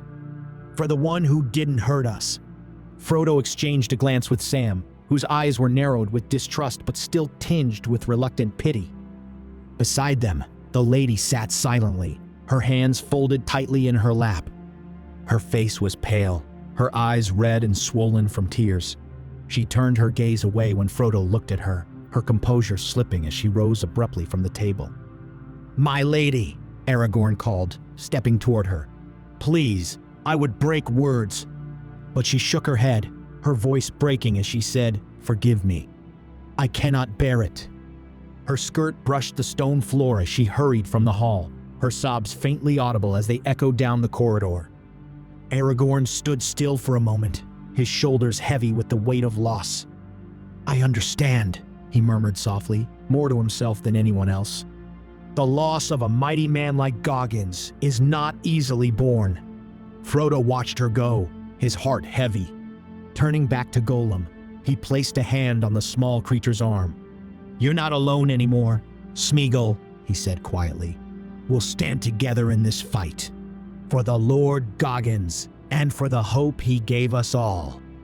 Gollum blinked at him, his pale eyes glimmering faintly in the firelight. For the first time, a shadow of something akin to gratitude crossed his face. For the Master, he whispered, yes. For the Master. Suddenly, the great wooden doors of the hall swung open with a thunderous creak. The gathered warriors and captains turned as one, weapons half drawn in reflex. But their tension dissolved in an instant when Goggins strode in, flanked by Gandalf. What's good, motherfuckers? The hall erupted in joy. Gimli and the hobbits rushed forward along with Gollum, colliding with Goggins in an unrestrained embrace. All right. Cut that gay shit out, said Goggins, but a rare smile tugged at the corners of his mouth. He fist-bumped Frodo before pushing them off. Aragorn approached, his relief evident as he clasped Goggins in a firm embrace. We thought you had perished, brother. Tell us, what happened after you fell? Goggins shrugged as if brushing off death itself. Fell from that motherfucking cliff, straight into the river. Shit was cold, but I swam to the bank. And then, he paused, his expression turning incredulous. I saw some crazy shit, man. The fucking trees were moving. They must have put LSD in that water. So the tales of the Ents are true, Aragorn murmured, smiling to himself. What the fuck's an Ent? There is no time to explain, Aragorn replied, placing a hand on his shoulder. Battle approaches. We must ready ourselves. Nodding, Goggins turned to Gimli, towering over the stout dwarf. What's up, little man? What's going on here? Gimli adjusted his helm and puffed out his chest. Master, we've been explaining to the king that it's not mere orcs we're fighting. He turned to Theoden. These are fighting Uruk-hai, my lord. Their armor is thick and their shields broad. They are bred for war, stronger and fiercer than any common orc. Nonetheless, we will beat them back, Theoden declared loudly before turning back to his captains. Gandalf stepped forward, smiling at the members of the Fellowship gathered around him. Glad I am to see you all well, he said. How come you were both here, together? Aragorn asked, his gaze shifting between Gandalf and Goggins. After my business in Fangorn, our paths crossed as we turned toward Helms Deep, Gandalf replied. The Lord Goggins has already informed me of what transpired in the Golden Hall. A blow was indeed struck to Isengard. I would guess it is the reason Saruman now attacks with such reckless haste. But where are Merry and Pippin? Interjected a concerned Frodo. They are with Treebeard and Fangorn, Gandalf assured him. They are quite all right. You need not worry. What is Treebeard? Asked Frodo, but he was cut off by Goggins, who had spotted a troubling sight. What the fuck? The hall fell silent as they turned to see Goggins glaring at the king. We got child soldiers now, he raged. Alas, we have no choice, my Lord Goggins. Either we all fight or we will all die, responded the weary-looking king. You sound like a fucking pussy, spat Goggins. Look, man, this why we got international law. Your ass gonna end up at The Hague. Cut that shit out. Aragorn held up his hand in a calming gesture and muttered something in a softer speech, which Goggins recognized to be that of the elves, but it did not have the desired effect upon the enraged Goggins. Speak English, motherfucker. It is not our place to question the laws of another land. This ain't Africa, motherfucker. We invaded Vietnam for less. The murmurs of the soldiers and captains died down, all eyes on the exchange. Both Aragorn and Goggins looked to the king for a response. The king bowed his head and after a while gave a deep sigh. The Lord Goggins is right, he said, his voice heavy with reluctance. Loath am I to place our young upon the field of battle. If we perish, then they, at least, will have a chance to escape through the caves. The gathered soldiers exchanged uneasy glances. Some of the younger recruits, their faces pale with relief, shifted their eyes to the floor. An older captain stepped forward, his brow furrowed. My lord, with respect, if we do not hold, who will shield their escape? The enemy will show no mercy, not even to the children. Goggins turned on the man like a thunderstorm, pointing a finger that might as well have been a blade. Hold up, you stupid motherfucker. You think putting a sword in a kid's hand makes him a warrior? Shit. He roughly grabbed one of the children clad in overly large armor by the neck and swung him around for all to see. You think this lil bitch is gonna do anything other than die out there? He asked, jabbing a finger towards the king. You see the orcs bringing their kids to die here? Nah, you got grown-ass men here. Let them die with honor. The kids can live to rebuild this shithole when it's all over. The king straightened. You speak harsh truths, Lord Goggins, but truths they remain. You are right, their place is not here. I will see to it that the young are taken to the caves immediately. Before anyone could protest further, Goggins clapped his hands sharply, commanding the room's attention. All right, bitches, listen up, he barked, pacing the length of the hall like a drill sergeant. Goggins stood at the center of the hall, his imposing figure commanding immediate attention. His sharp eyes scanned the room, locking on each leader in turn as he barked out his orders. All right, listen up. I've seen some shit, but this ain't gonna be like any other war. You think these motherfuckers care about honor? Hell nah. They're coming to fuck you up, so we're not gonna play their game. He pointed to Boromir, Aragorn, Gimli, and Eomer. You four, you're holding the gate. That's our weakest point. You're the last line of defense, so you better dig in and be ready to bleed. Boromir puffed his chest, nodding proudly. Gimli slammed his axe into the ground with a grunt of approval. Turning to Gandalf, Legolas, Frodo, and Sam, Goggins continued. You're with me. We're holding the wall. That's where the real fight's gonna be. They're gonna come in waves, and we're gonna send those ugly bastards back in pieces. Then his eyes landed on Gollum, who flinched under the weight of the attention. And you, little dude, Goggins said, crouching down to Gollum's level. "You're on wall duty too. See something climbing up? You cut it down. No sneaky shit. You stick to the plan, you hear me?" Gollum nodded vigorously, muttering, "Yes, yes, the Master trusts Smeagol. Smeagol will fight for the Master." Goggins straightened up, clapping his hands to get the room's focus again. "All right, now my battalion," he growled, motioning for their captain to step forward. The soldiers, clad in armor of his design, stood like statues, their discipline a stark contrast to the disorganized militia of Rohan. "You guys are my ace in the hole. You don't move, you don't shoot, you don't do shit without my say-so. Got it?" "Yes, sir," the captain barked, his voice echoing through the hall. "You stay behind the wall, out of sight. If that gate falls or the wall's breached, you hit them hard. But not before. You're my hammer, and I'm not wasting you on the first swing." Eomer turned to Aragorn, Boromir, and Gimli. "My lords, I long for the chance to draw swords together. Boromir of Gondor and Aragorn, son of Arathorn, it is an honor." "Woe to our enemies," responded Aragorn, clapping a hand on his shoulder. With his orders given, Goggins strode out of the hall, the leaders following behind. The air was sharp and cold, the sun dipping low on the horizon. The field before Helm's Deep stretched out like a stage awaiting blood. "All right," said Goggins, cracking his knuckles as he surveyed the terrain. "We got some time before the main event, so let's make it count." From the supplies brought by his battalion, Goggins ordered crates of explosives and mustard gas canisters to be unloaded. "First off, I want C4 planted in the field in a staggered pattern. We're gonna funnel those bastards into kill zones. When they charge, we blow the front lines to hell and make the ones behind them trip over their dead buddies."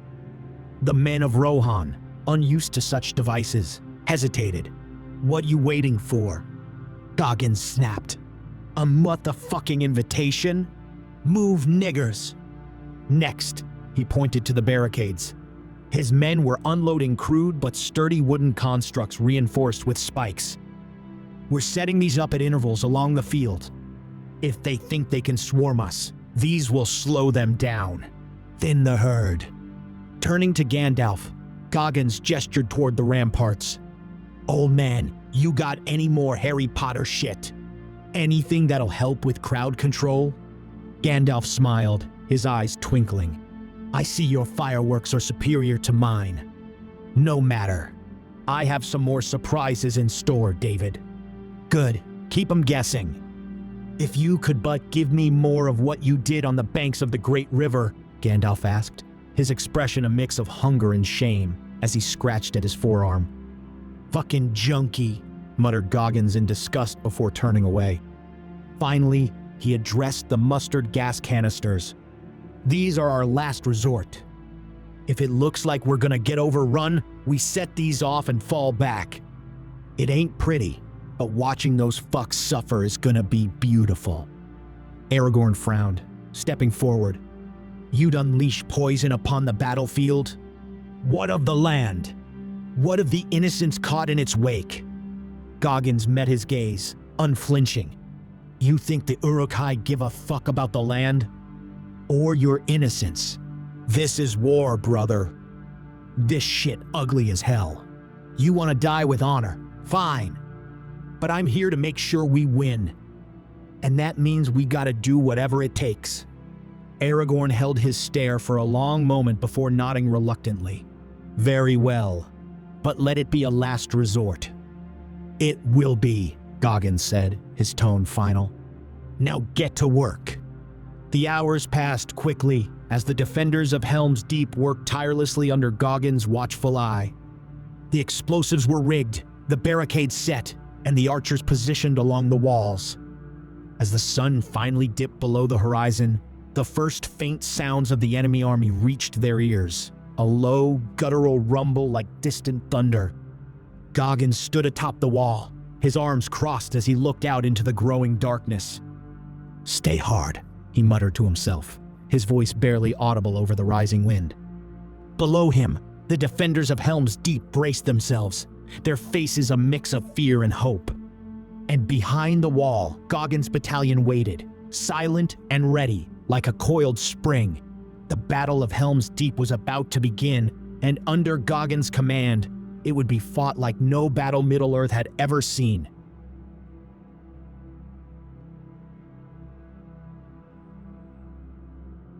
Thanks for joining us on this adventure. If you enjoyed the journey and are eager for more wild fan fiction, don't forget to hit that like button, share with your fellow fans, and subscribe for more episodes. And if you're as enchanted by the idea of Middle-earth meeting Hogwarts as we are, make sure to check out our series exploring this magical crossover. Your support brings these worlds to life. Until next time, keep the fantasy alive.